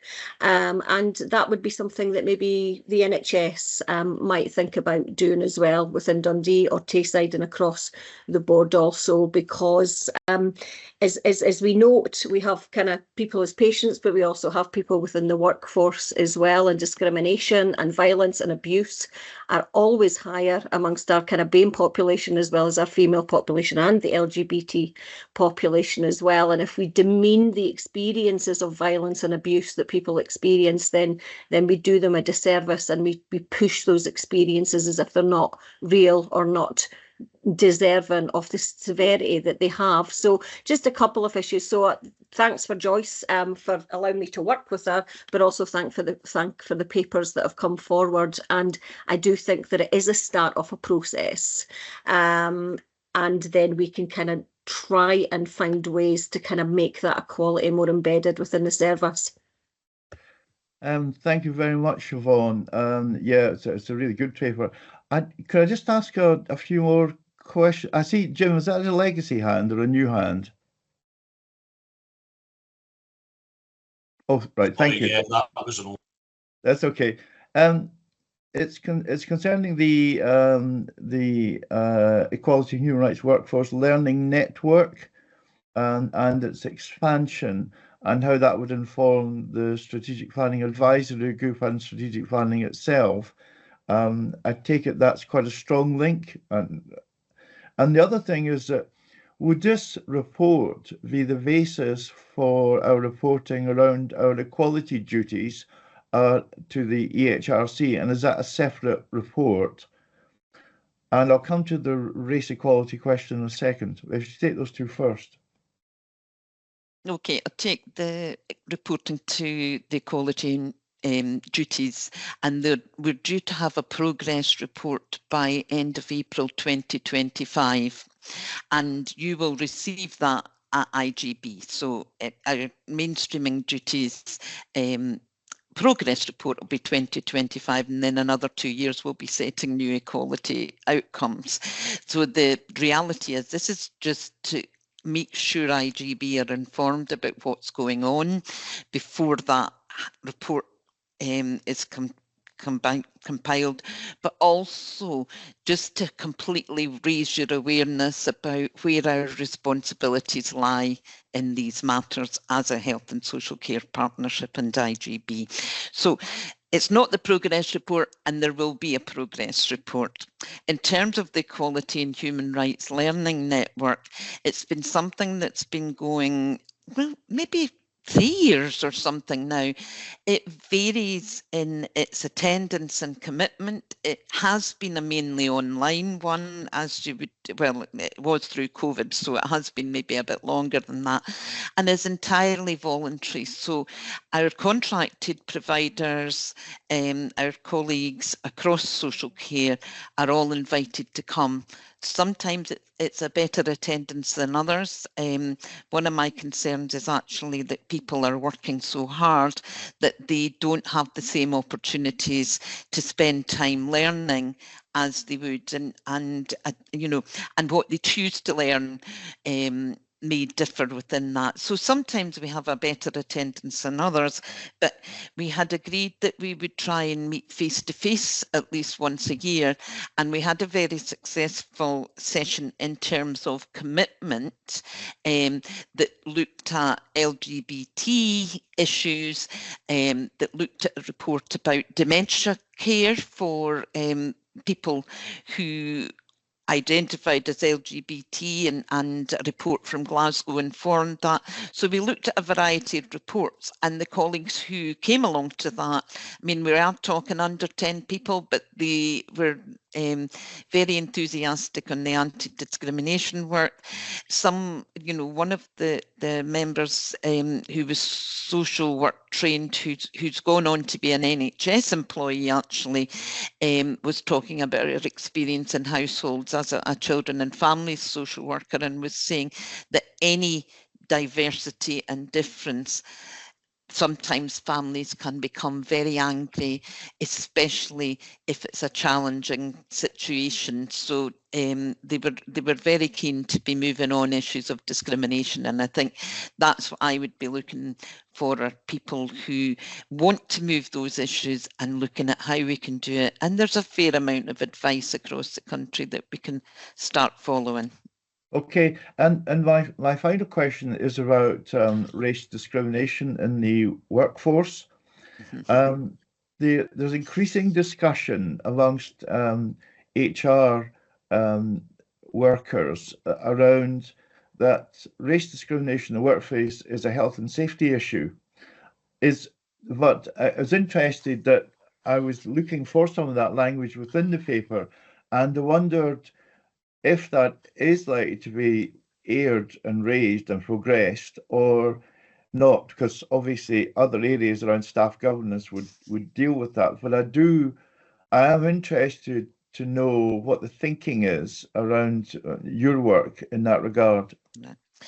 It is a difficult one, because what I think would be best progressed is an approach from the IJB and the Health and Social Care Partnership as a whole, So that includes our third sector colleagues, our independent sector colleagues. In terms of HR, I haven't had a huge involvement from HR because we have such a variety of different employers within our service. Our Scottish Care rep, Carol Brunton, is very keen to be involved in this work and would support it. I have certainly spoken with at the Council Equality Steering Group and the NHS side equality stuff to see that we are looking at those issues. But anyone who would be helpful to become on board would be great. At one point, the person who worked for Dundee Voluntary Action was part of the Equality Learning Network, and she was an HR person, but she's moved on to another job. But if you have any recommendations for folks in HR, that would be wonderful. And I'm sure our trade union colleagues will have some input, as also do Scottish Association for Social Workers. They've been looking at the issue, and so have NES and the Scottish Social Services Council.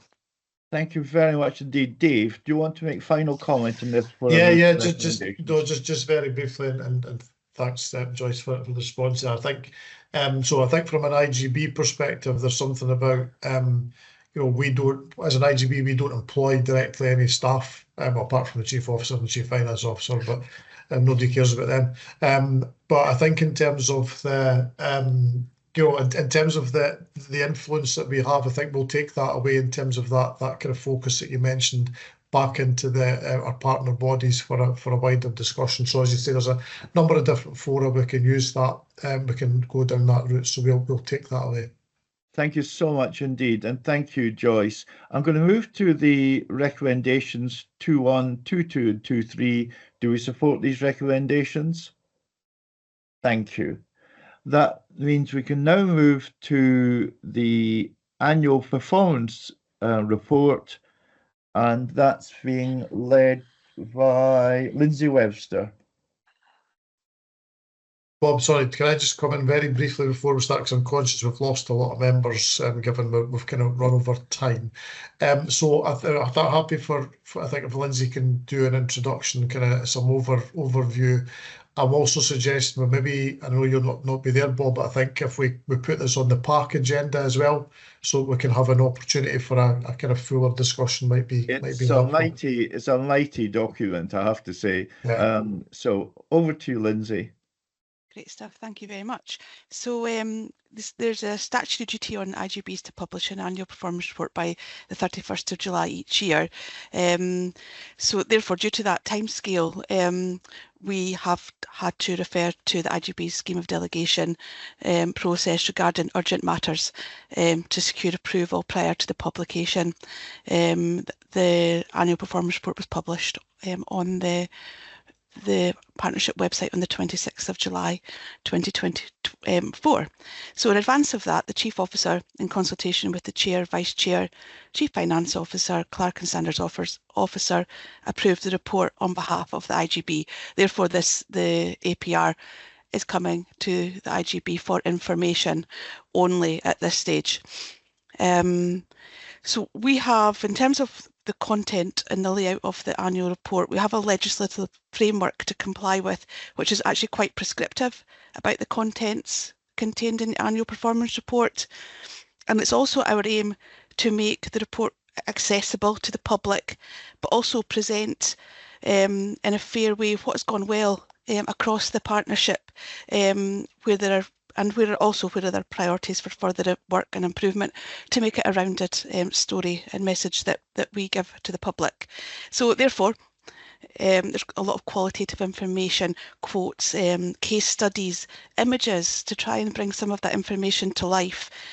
And that means the annual performance reports are actually quite lengthy in size, which is in some ways unavoidable because there's so much good work happens across the partnership that we want to share. And it's actually the only opportunity that we have to bring all of that together once a year to share, not to say there aren't other ways that we can look at in the future. For instance, expanding the content of our website, etc., communications to the public. But to date, this is how we have agreed to approach this. So in order to make the annual reports as accessible as possible, we actually publish in 3 formats, and we use Sway for 2 of the formats.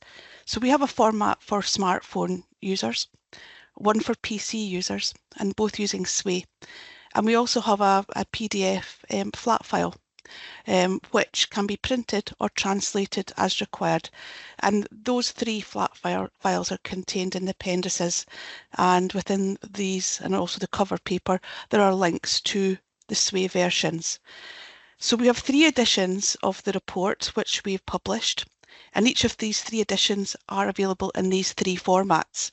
And we came up with the 3 edition headings by mapping over to the strategic priorities from our commissioning plan, and also the national outcomes, and also being mindful of the prescriptive contents and formats to be included in annual performance reports.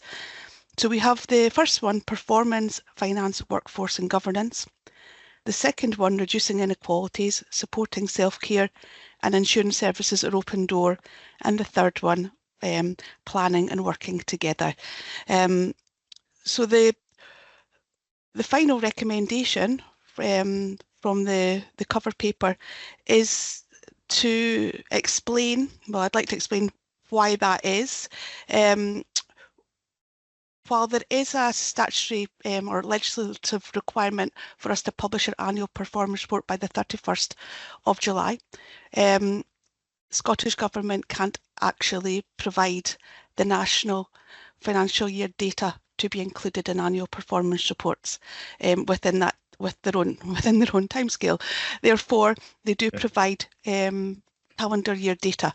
So they have provided 2023 calendar year data for us, and it's always towards the end of the year when they publish the financial year data. So we go back in and retrospectively update our data, which is a sort of an additional task, and it's unavoidable, unfortunately. And it doesn't mean that that data is not being looked at until then. We do monitor the national indicators quarterly through our Performance and Audit Committee's quarterly performance report. However, that data uses local management information data and is not data to be published in the annual performance report. So it was just to explain, you possibly were wondering why that was the case. I just wanted to explain why that is the case. Thank you. Okay, thank you so much. As Dave was saying earlier, I think there are other ways we could help to disseminate. I think it was really positive stuff that's come out of it. And so any questions? I know it's late on, but any questions, please? Dave. So not a question, but I think just again, just to reiterate to members that so those that are on the park, we'll put it on the park so there's an opportunity for further a kind of deeper dive into the actual information itself. But also to say Lindsay's quite happy for any member to email her directly with anything they want to find out a bit more about, any questions as well. Lindsay will kind of get back to members on that basis too. So there'll be plenty of opportunity to comment back on this too. And thank you very much indeed. And I hope board members take that opportunity as well. Thank you very much, Lindsay. We note the recommendations in 2.1, 2.2 and 2.3, and we support. Do we support that? Yes. Thank you. Okay, thank you very much indeed. And then the only other item on the agenda as the attendance at item 17 for noting, and on item 18 the list of IJV development sessions, of which you'll note there are a number set in the committee room 1 in City Square. Okay.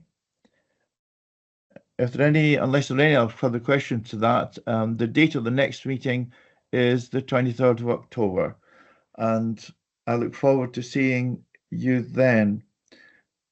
Thank you so much. And I just wanted to say personally is that I thought there were a lot of good quality questions today. And I think that was testament to quality of the papers as well that brought out those questions. So I just want to say that.